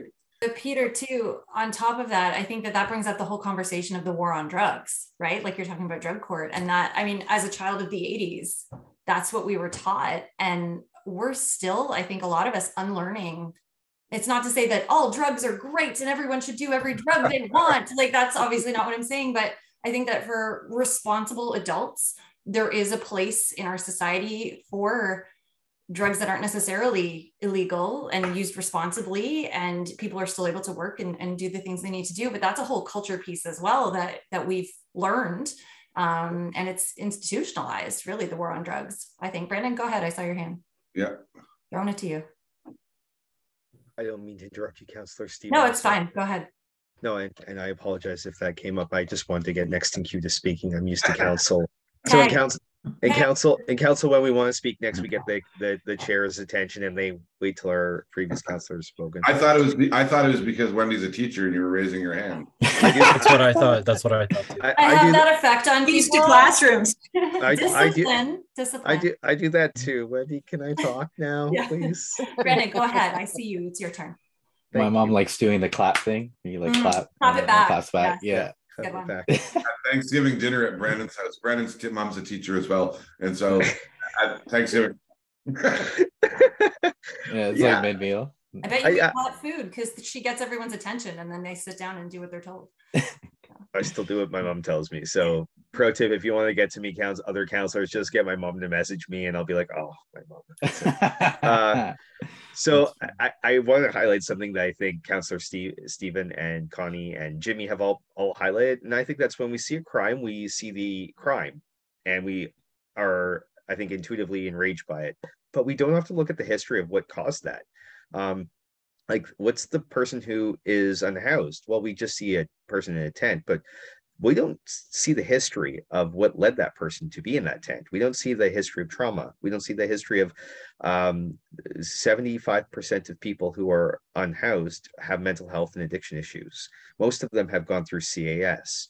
Many don't have family. Many don't have anyone. And I think we want to be outraged at the crime and we want to penalize the criminal, but I think we have to sort of think back at what led that person to steal that bike and live in that tent. And we don't have, as a council and as a city, have all the answers, but I'm kind of, as most of my fellow councillors know, I'm a person with a big heart, and I tend to feel, and I put my heart first sometimes. And then I think of, okay, how do we work back and how do we actually deal with these larger histories of trauma? And how do we actually deal to the structural issues that lead to the effect that we see? And I think thinking through that very thoughtfully is how we get to some solutions. And as a council, we don't have the resources to deal with all those solutions.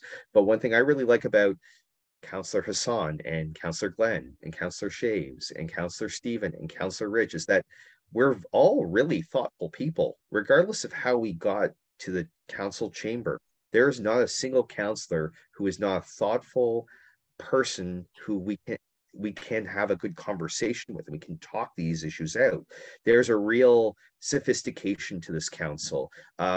Peter, you said that we were a very left council, and that might be the observation.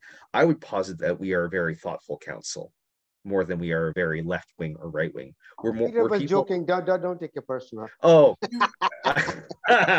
No, but I Just don't know the kidding. outside perception of this, but I really like the fact I can go for coffee with Jimmy and we can really get into the issues and really have a good discussion of these issues. And it's like this with every counselor. I come every day, and every day I leave that council chamber, I'm amazed at who's sitting around the Horseshoe with me.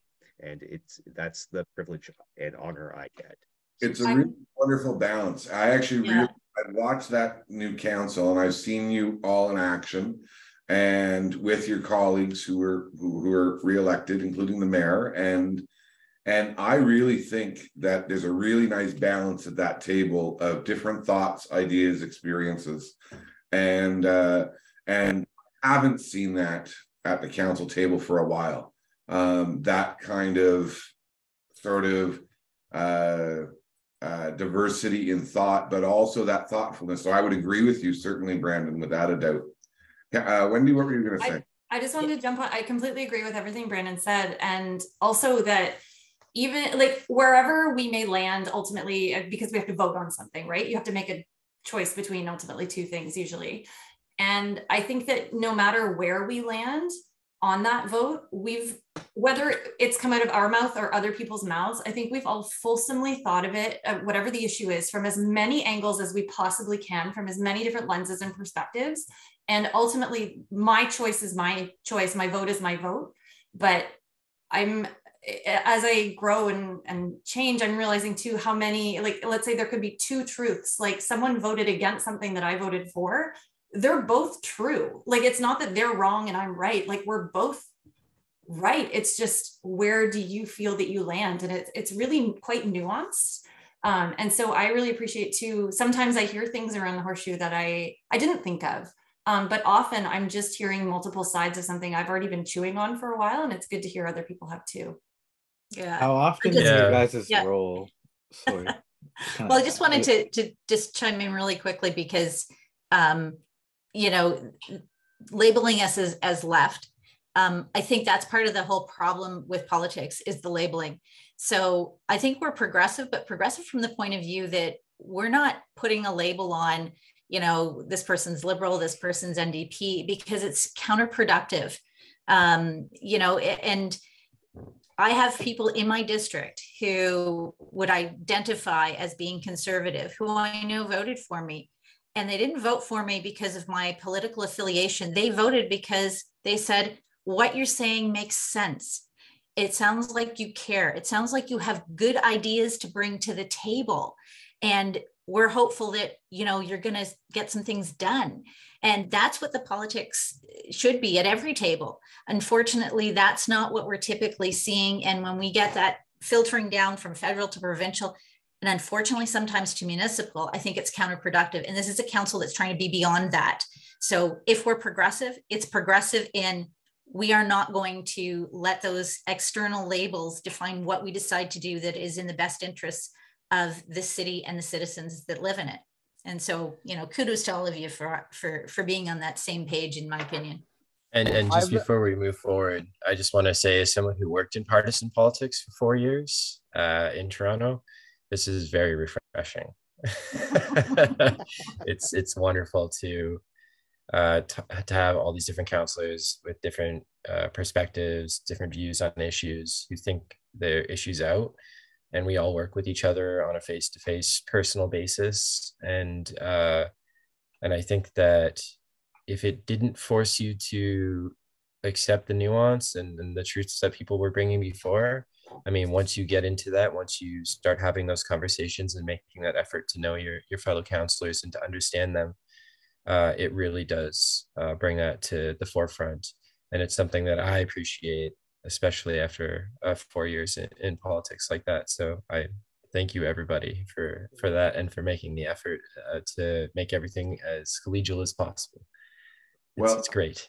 And I think that's, Paul, sorry, go Paul. I thought I'd jump in here. I do think we have a nice, great pool of new candidates. Councillor Tozza.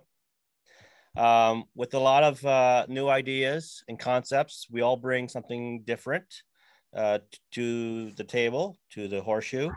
And as been mentioned, we listen to everyone else what their ideas are, the concepts, and we're a very supportive group. When the announcement came in with the encampment being disbanded, I think each one of us at a different point went, excuse me? And we're already starting a process of what can we do here? And then it wasn't until a little bit later we sort of found out that each one of us was sort of doing something on that aspect. Because as been mentioned, this may be a more caring council, and we just didn't think that was the right thing to do. It wasn't the right time, and we haven't progressed to the right point of having some place for everyone to go. And that's what sort of bothered me in the aspect. We weren't ready for that. Where were all these individuals going to go? We couldn't just have them running back into deeper into the woods. We need some place proper for them to go. So I just love working with this group. And I think we've actually surprised the mayor, the old councillors, and senior staff how well we've gotten along. The fact that our meetings don't run as long as sometimes as they anticipate they will, expecting for a 4-hour meeting, we're done in 2.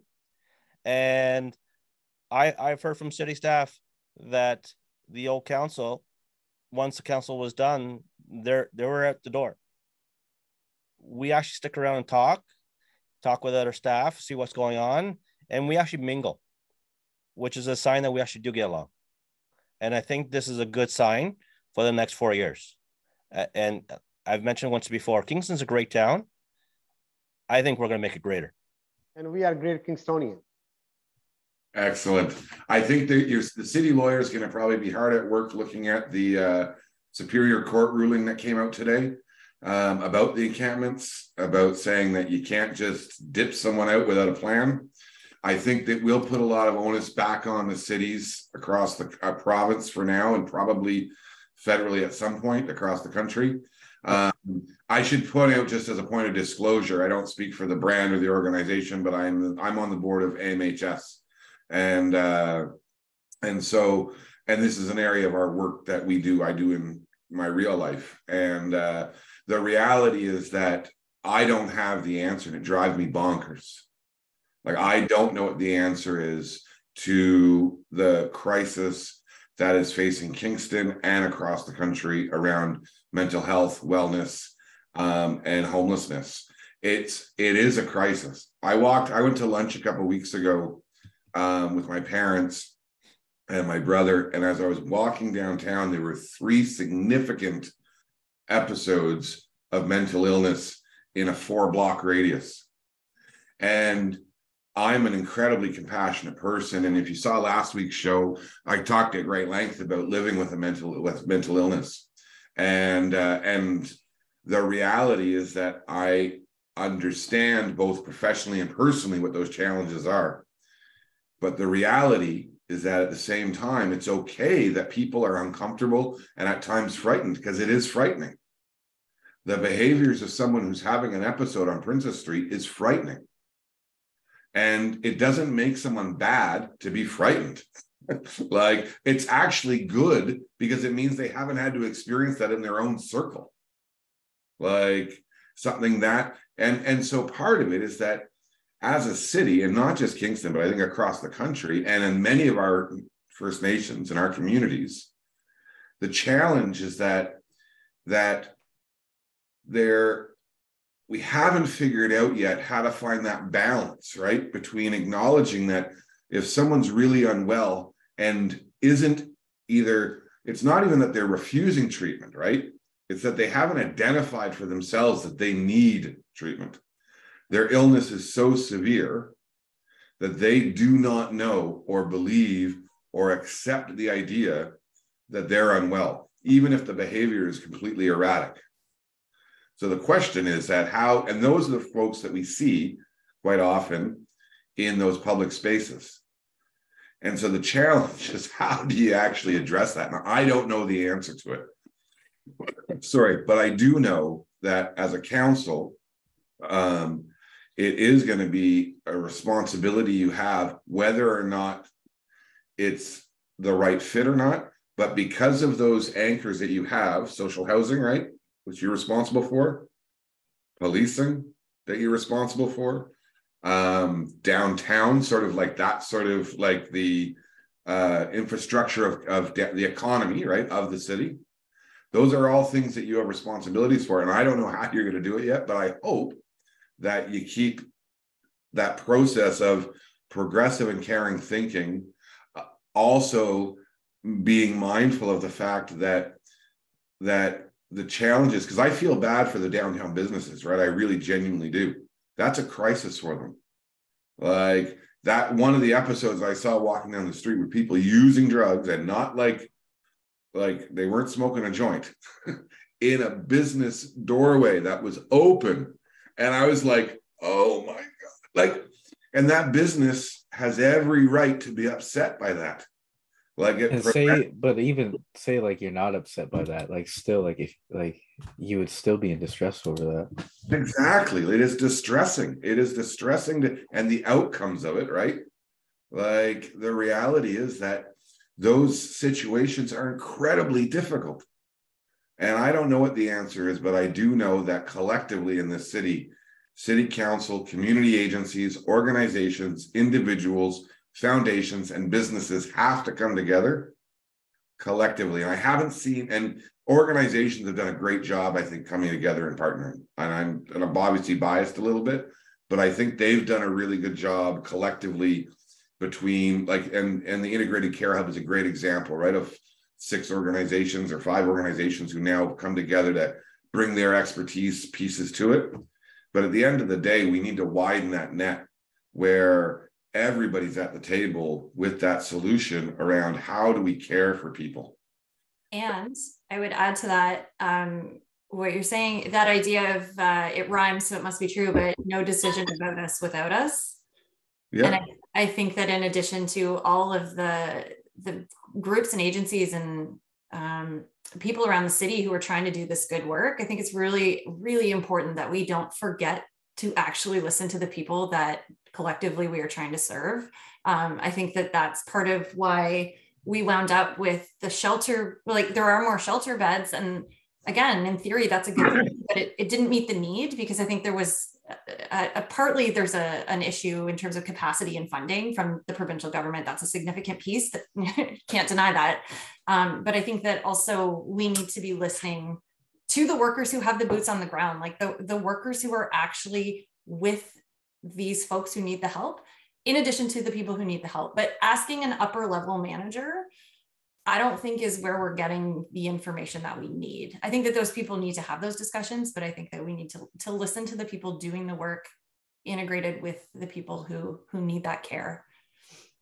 Want a second, and the councillor, you know, when you're talking about, sorry, Jimmy. It's okay. I just, you know, wanted to sort of tag on to what Wendy was saying, but and to what Peter started with. You know, having had some experience with, you know, these types of populations of people who are suffering from challenges, it's not a one size fits all solution. And that's why when we talk about it, everybody says, oh, what's the solution? Well, it's not like that. It's different for each individual. Each person's journey is different. That's why, you know, it's necessary that we have a structure that allows for, you know, maybe somebody's going on a straight line to get where they need to go, but if your route isn't that way, that's okay. But everything is in place so you can take the route to getting where you need to go. And that's a huge part of what we can at least encourage in this city. You know, coming here, I've only actually been in Kingston now 6.5 years. I mentioned I was in the Toronto area for a long time.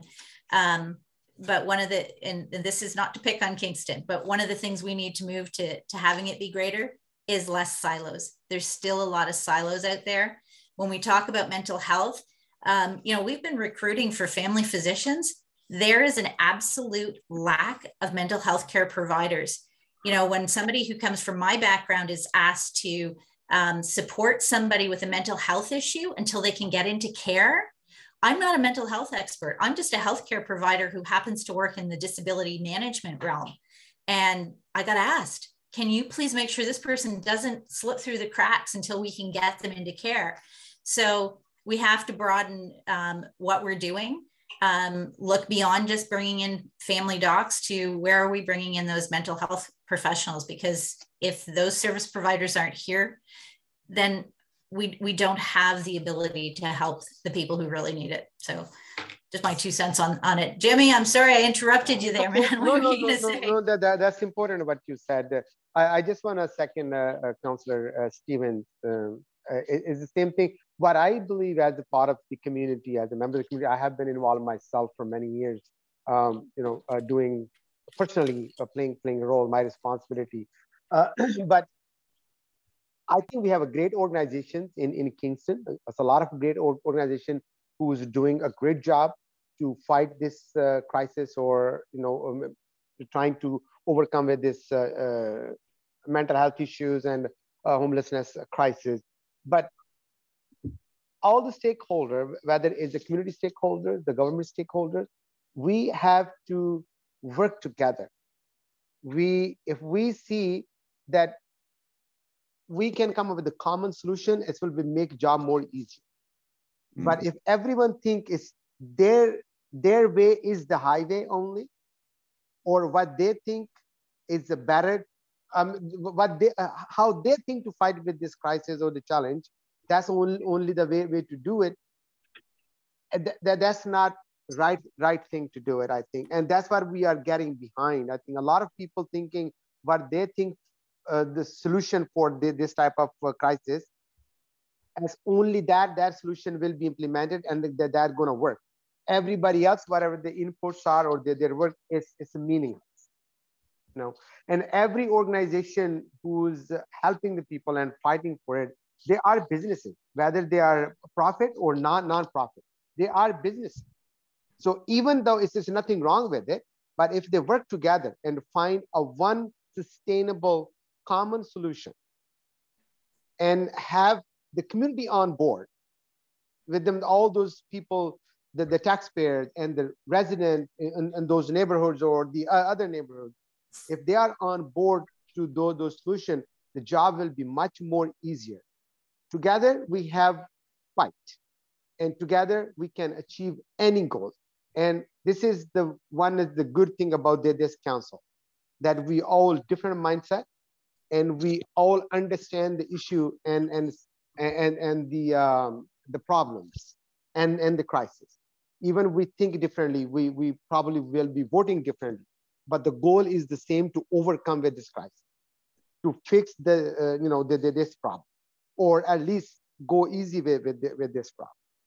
And I really appreciate all of our colleagues. In the first week or two, what I heard from all of you, that's okay. Doesn't matter how we vote, how we discuss. When the meeting is done, we are again friends. We are all together again. We're going to start thinking again together. We're not going to have a grudge. We're not going to carry on that, what happened in the council. And this is the uniqueness and this is the greatness for this council, that we will be able to fight together, and we will find sustainable solution to many of the issues we have in our city. And by the grace of God, we will be able to make our community and our city a much better place in next for 4 years. Excellent. Brandon, did you have your hand up there, Brandon? Yeah, again, I'm so used to school, so I'm used to raising my hand. I want to highlight also, and I'm gonna be a bit of and this is a lovely thing about council, is you get a contrarian here, and I'm going to be a bit contrarian. I think what we're seeing with the unhoused crisis is a crisis that's 40 years in the making, and it's going to be 40 years in solving. The federal government got out of building affordable housing writ large in the 1980s and 90s. So we have an affordable housing crisis, and the federal government's the only real agency through CMHC that has the money to do that. The cities, we can't. We are the lowest form of government. We're left with these frustrating band-aids that we're slapping on these large social problems. Yep. The provincial government got out of really heavy investing in healthcare in the 1990s due to the cuts the federal government did. So I know it's cliche to blame other levels of government, but I'm going to be cliche and blame other levels of government. And it is quite, I think, easy to blame councils for not doing this, but we don't have the resources to deal with health-related issues and affordable housing-related issues. We do need our federal and provincial counterparts to take the roles that they are constitutionally required to take and build affordable housing through CMHC. We're building a few affordable housing through Kingston Frontenac Housing and a co-op on Princess Street. That took 9 years to get funding for. Yep. Like, we don't need funding 9 years from now to build affordable housing. We need it tomorrow. So I'm going to be unpopular and say the federal government's got to get off its behind and actually invest in affordable housing. And the provincial government has to put the investments in mental health and addiction services and the healthcare system that government upon government, orange, blue and red, have not put in. So I am encouraged by this council of what we can do, but we also have to be humble of the things we can do.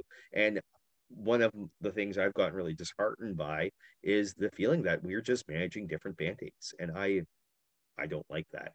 And I think that's something I've become really aware of, is the limitations of what we can do as a council too. So we have great aspirations, but we're just one level of government. I would, and I know I've begged to differ with you on this a couple of times, Brandon, but yes, we absolutely need the other levels of government, but I think it's absolutely critical that we not have that mentality as we're around that council table, because we do have opportunity to be a more generative council. And that's the direction we have to go on. Let's get more creative, because when you say it took 40 years to make it, absolutely agree. We can't afford 40 years to solve it. So, is it our responsibility? Ultimately, not legally. However, that being said, I think we have to really start to push the needle as much as we can. So I always go in full barrel, and I think other people, we're starting this new term. Let's go in with the greatest of optimism, the greatest of hope. The reality is sitting back there that maybe we won't get there, but if you don't shoot for the moon, you sure as heck aren't going to get off the ground either. So that's my only thing to my councillor friend. Have some hope. Especially coming from somebody who's got at least a decade on you. Wisdom. And this is why I love working with Councillor Glenn, is I just love, I'll be like, I can't do it. And she'll be like, no, of course we can. And this is the beauty of council, is when you get in those times, you have another councillor who's like, what are you talking about, Tozza? Get your head in the game. And that's the beauty and your head is it. in the game, but it's just about, it's so easy to find. It's such a burden. It's a heavy load when you decide to step up and serve. And so as you take on that load, and you've got multiple other things going on in your lives, I think it's great that we actually have a mix, not just of gender and now some ethnicity, but also of age, because, we've got a younger, fresher perspective, but you've also got some of us who are past the age of having kids. So let us help you when you're just like, I am so tired. I have so much going on, because we've been there. I chaired meetings with kids on my lap. You are young. You totally get it. You're still young, Councillor Glenn. Well, maybe, but we understand what it's like to do that. Like I said, chairing board meetings with kids sitting on my lap. So we know how much it is to balance, young families and work, and then trying to do this on top of it. And so we're so grateful, I think, to have that mix to remind us to stay fresh, and for us to say, don't worry, it's okay. Tomorrow you'll have energy to come back again. Speaking of which, I have a very patient 12-year-old who is dying to watch the season finale of Wednesday. And so very quick, we're going to wrap up. We are going to wrap up, and I first want to thank everyone for your time. We're going to quickly, and we'll start with you, Wendy, as I see you do need to go, and Wednesday is waiting for Wendy. You'll notice my friend Brendan is very excited by that, and he is my guide and tells, because again, older and younger, right? He tells me what I should watch. The reality is that each one of you have taken on such an important role, And it's made more important, I think, because the voter turnout in the last election was an embarrassment here in Kingston and across the province. 30%, I think, right here in Kingston, 31% voter turnout. And so you, in fact, have a more significant role than any other council in the history of municipal elections, because you actually need to also represent 70% of folks who weren't able or didn't see or just weren't connected enough to make it out to vote. And I think that's a huge undertaking. And so I guess my final sort of invitation, and if we start with you, Wendy, is what's your message, your final words? We always finish the show with some final words. Do you have any final words for someone in that 70% pool in your riding who didn't, and I know the numbers change district by district, but we'll go with 30 as the balance average, 31 as the balance average. But do you have a message for them about how you are going to represent their viewpoints? Yeah, I would just say simply, you belong, you matter. And even though you didn't vote for me, or maybe you did vote and you voted for the other guy, it doesn't matter. At the end of the day, you know, I have a duty, a responsibility to speak up and listen. I think that's a huge piece, is just, I'm here to listen. I will not engage on social media. That's a boundary for me, but emails, phone calls, whatever, like I'm here for conversations. So I think just knowing that your elected representatives, wherever you live in our city, care and are available and reachable, I think is really important. Excellent. It was really nice to meet you. I'm sorry I have to go. I'm dying to hear your other conversation, but I'll have to check back later. Thanks so much, Wendy. All right. Enjoy Wednesday. We'll be on YouTube at some point and on this Facebook page forever. Nice. And Peter and Brennan, so nice to meet both of you. Thank you. Yeah, it's great meeting you. Thank you. Happy. Take care. What about you, Paul? What's your message to that 70% of the electorate who did not electorate? I think a lot of it had to do with a lot of people are disenfranchised. They've heard the same story over and over again throughout the years, and they haven't seen any change. I want to be that change. I think we all want to be that change. We want to prove that the fact that we can get things done. Some of our issues are huge. I've noted them as being large boulders. We're not going to be able to push them off the road out of the way in one attempt. We're going to have to chip away at these until it's manageable. But yeah, I'm going to prove myself during this term as to what we can do, and to prove not just for those who voted for me or voted for somebody else or just didn't bother, that they made the right choice. I'm here to do the right thing. And we have a large task in front of us. We're not going to finish everything in 4 years, more than likely, because some of them are extremely large. But if they can see the progress forward and the fact that we were able to keep our promises, one of my main promises was to represent the West End, because everything seems to be downtown or in Arts of Queens. Some areas do get forgotten about, and that's one thing I'm trying to push. We are one big city, divided into 12, so there are a lot of things we have to take in consideration as a city as a whole.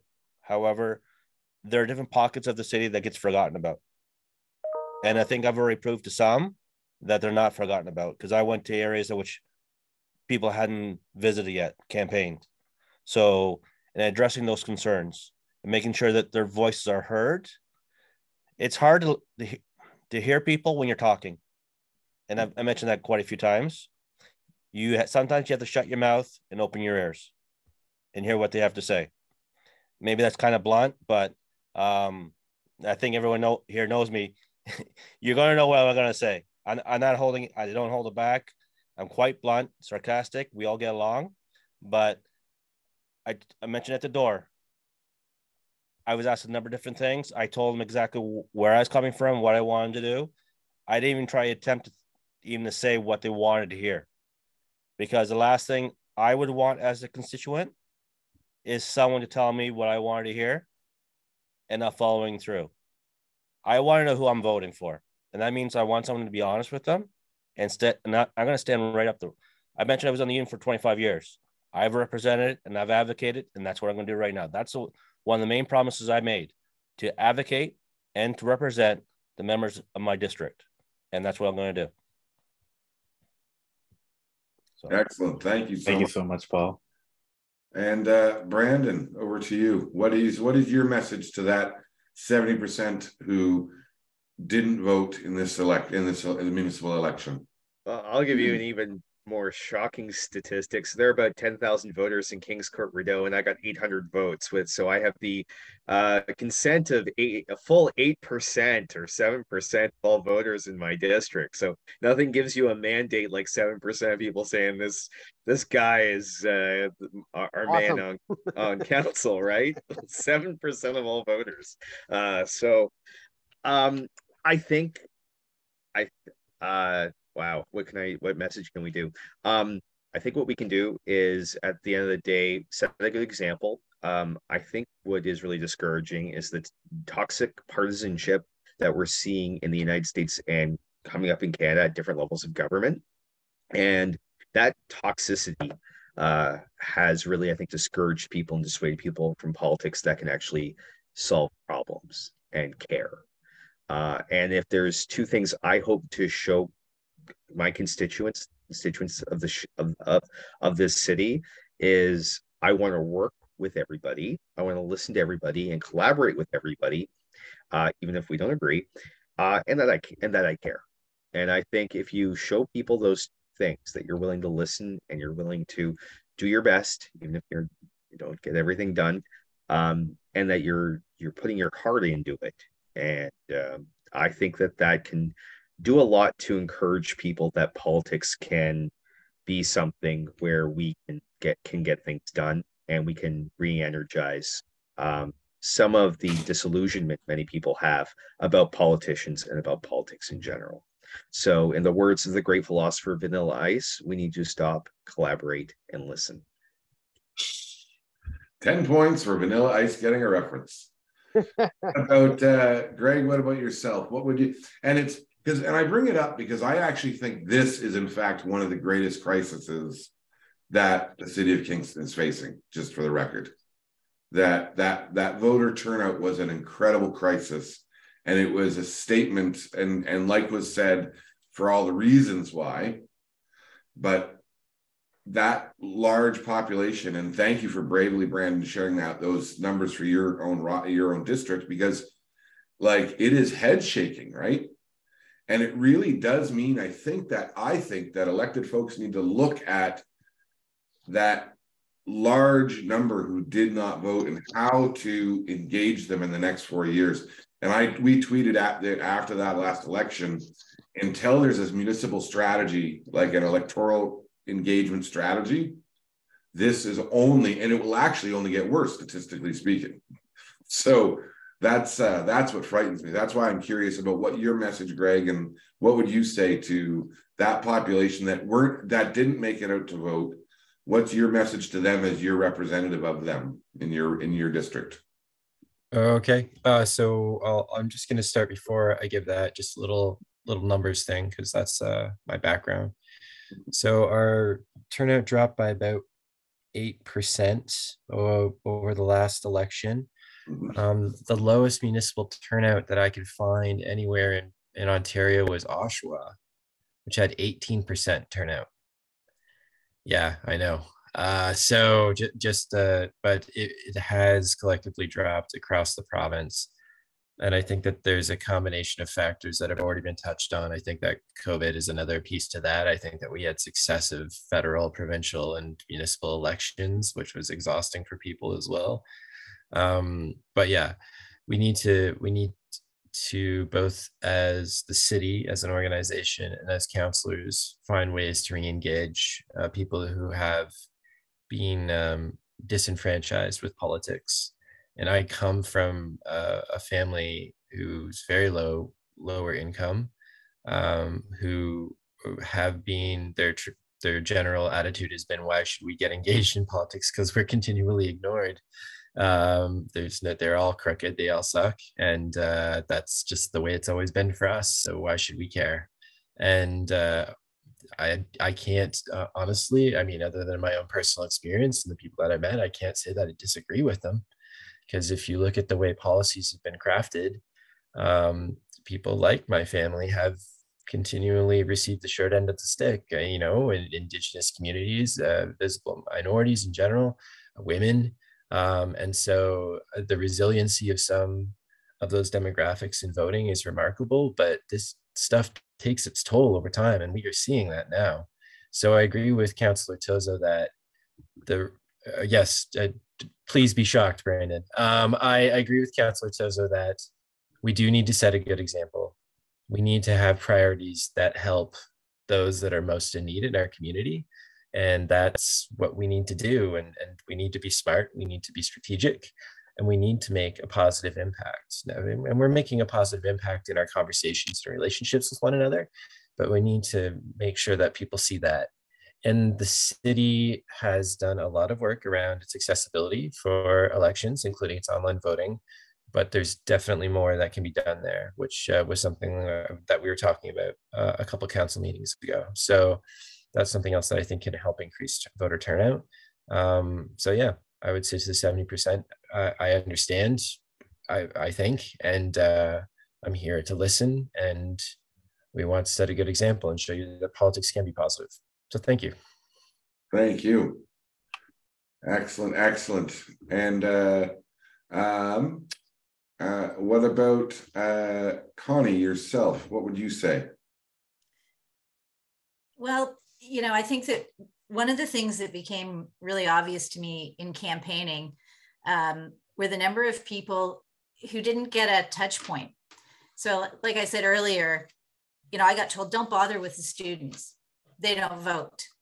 I knocked doors where, and this happens across every demographic. Sydenham's got some people who are relatively well off, et cetera, but I knocked doors where they said, nobody's knocked on my door in over a decade during a campaign, because we're always looking at everybody as the other. Oh, and making assumptions. So when we're talking about, you know, equity, diversity, and inclusion, we have to be inclusive in everything that we do. So for me, that means restoring faith in politicians by moving beyond just being a figure, beyond just giving a speech. So it's about that constant outreach. So I'm always talking to people. I now have students contacting me because I made the effort to contact them. When there's an issue in my constituency, I go down and I knock on the door and I say, hey, you know, I'm your representative. How's it going? What can I do to help? You know, and when it's been a difficult situation, what's the problem? You know, I understand that, you know, this has been happening here on the property. What's going on? So it's really about that personal touch. You know, we talked about the police and them doing community outreach. Well, that's part of what we have to do. We have to get to know the people that we're actually representing. You know, most of us, if we're going to vote or we're going to pick somebody to hang out with, or we're going to pick somebody to do something with, we pick the person we know. And so it's about allowing ourselves to be known. It's about being open and welcoming to all the various people. I love this job because the greatest thing that's happening is all of the people that I'm getting in touch with are getting in touch with me and all the different experiences. So, you know, when I said, you know, on my playlist is Amanda Marshall and everybody's got a story, I think we have to look at our constituents that way. Each one of them has a unique story. I love hearing about it. And if we're going to bring politics back out to people and have them actually engage, then we have to be willing to engage. And that's really, I think, what it's going to take. You know, we can talk all those glossy terms, we can talk all those great ideas, those great theories, but it's about boots on the ground, you know, being in front of people, letting them know that we're actually there for them, following through, you know, some really old-fashioned concepts, right? But I think we've got to get back to some of the solid things that actually make people feel like they're cared about. And they don't feel cared about if we don't care and we don't show it. So yeah, that's where I'm coming from with it. Awesome. Thank you so much, Connie. It is so important. And I'm glad to hear that you're engaging those students, because I think one of those challenges that exists on the bigger scale is that smaller scale stuff that people don't feel like that they belong. And they reach out about the snow too, Peter. No doubt. And we don't think about it, but they reach out. Oh, I don't doubt they do, and I'm glad they do. Jim, Me too. what about yourself? What would you say to that group that weren't able to vote, that just for whatever reason they didn't vote, and whatever the reasons, because again, there are substantially more who didn't than did. So what would your message be to them? Wow, hearing all these stories from my colleagues. Well, the first thing back in 2014, I want to share with you, I was disappointed with the turnout. The first ever in Canada, I pay attention to the election, and I start getting involved with the 30 some percent. Again, being from an other country, from other culture, where I don't want to say it's a no value to your vote, but almost is no value to your vote. Doesn't matter which way you vote. And we desperate to have that value of the vote for the change. And in the country where I am residing now, has a lot of weight and value to the vote. But as a member of this community, as a citizen, we don't carry that value anymore. We show that we don't care about anymore, because everything is available for them through the system. But we're forgetting the system will go day by day, weaken and bad, and day will come when we will not have anything what we have now. Or if we don't participate and don't take our civic responsibilities seriously, we are not leaving a culture and the country strong enough for our grandchildren, for our children, grandchildren, or grandchildren. So it is the number one priority should be for every citizen to participate in the civic responsibility and cast your ballot to make sure where you work day and night and you pretend to be busy because you have no time for thinking anything else. That should be part of your business, for your busy life that you are doing for your children, not for yourself. I will live through, you will live through, they will live through. But the vote is a matter for your children's future, for your grandchildren's future. And your vote is a matter. Your voice is a matter. This is your country. It's your city. It's your society. It's your responsibility. No one else will come to change it, to make a positive or a negative. It's you are the one who change. You matter. You belong. And this country wants you, this society wants you to participate. Stand up for your rights, but also stand up for your responsibility as well. And I send my message to all those who did not bother to vote. Please stop thinking that. Stop getting pissed off on the politics or politicians. We are all human. We all trying to do the better things. But if you don't participate at all, then you are not doing anything. So if you don't participate, you have no right to complain. You have no right to ask for anything. For example, if we are presenting only 33%, we will make decision based on 33% support, but you will suffer with that. If I make the wrong decision, the 60% will suffer with that. So don't make me or any politician make you suffer. So cast your ballot, make your voice matter, and be part of the positive change, and be part of the betterment of the future. And I'm here to hear them. I'm here to represent them, regardless they voted or they did not vote it. This is my responsibility. And I want to thank you, all of those who put their faith and trust in me. And then I am committed to work hard. I'm committed to Kingston. I'm committed to Trillium District, and I'm committed to Kingstonian to do my best from my side, and the result on the Lord Almighty. Excellent. I have to tell you, I honestly, so in this election, the municipal election, it was the first time I almost didn't vote. And in fact, I didn't think I was going to vote. I knew that there was no real competition in the mayor's race, and I would have voted for Mayor Patterson, I'm sure. And I didn't see any real sort of other alternatives that I would be inclined to go to vote for. Locally, there was a candidate who I kind of could have liked if I had seen anything more of them anywhere, but I just didn't. And so I was like, well, And I'll tell you what, Jimmy, is that what I thought of and what I think of in every election is that there are people in this world who have died willing to fight for that right to be able to go into one of those booths. I think about my grandparents and our grandparents who, up until 1960 in this country, in what's called Canada, they didn't have the right to vote. They weren't allowed to vote. 1960. We often hear about the experiences of Indigenous people. Oh, you've got to get over it. That wasn't long ago. And as a Canadian, we always promote peace and prosperity. Yeah. We always want to help to liberate the other nation. For what? Yeah, so exactly. So this is exactly the point. So I think about that, and I went and voted in the municipal election based on those thinkings, right? I also was voting because I thought maybe whoever wins will bring an airport back to Kingston. Oh my God. So there's my last rant to all of you as councillors. The only plug I'll make is desperately, aggressively bring people together, the business sector, and I will happily sit at any table and let's push Air Canada to bring service back. I laughed the other day, Kingston, what are the accommodation partners Visit Kingston shared all the numbers for last quarter. No joke, we moved hundreds of thousands of dollars of business to Ottawa last year, 2022.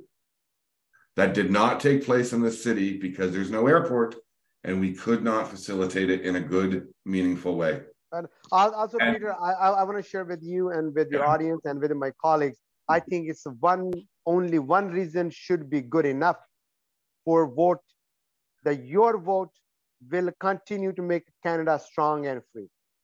For you, for me, and for our children. That's it. Forget everything else. Make Canada strong and free. And if your vote gets me an airport, then go out and vote. We need an airport back. And I know the airport's there, the building's there, the structure's there. If you promise you vote, I will take you to Ottawa or Toronto. I'll drive you.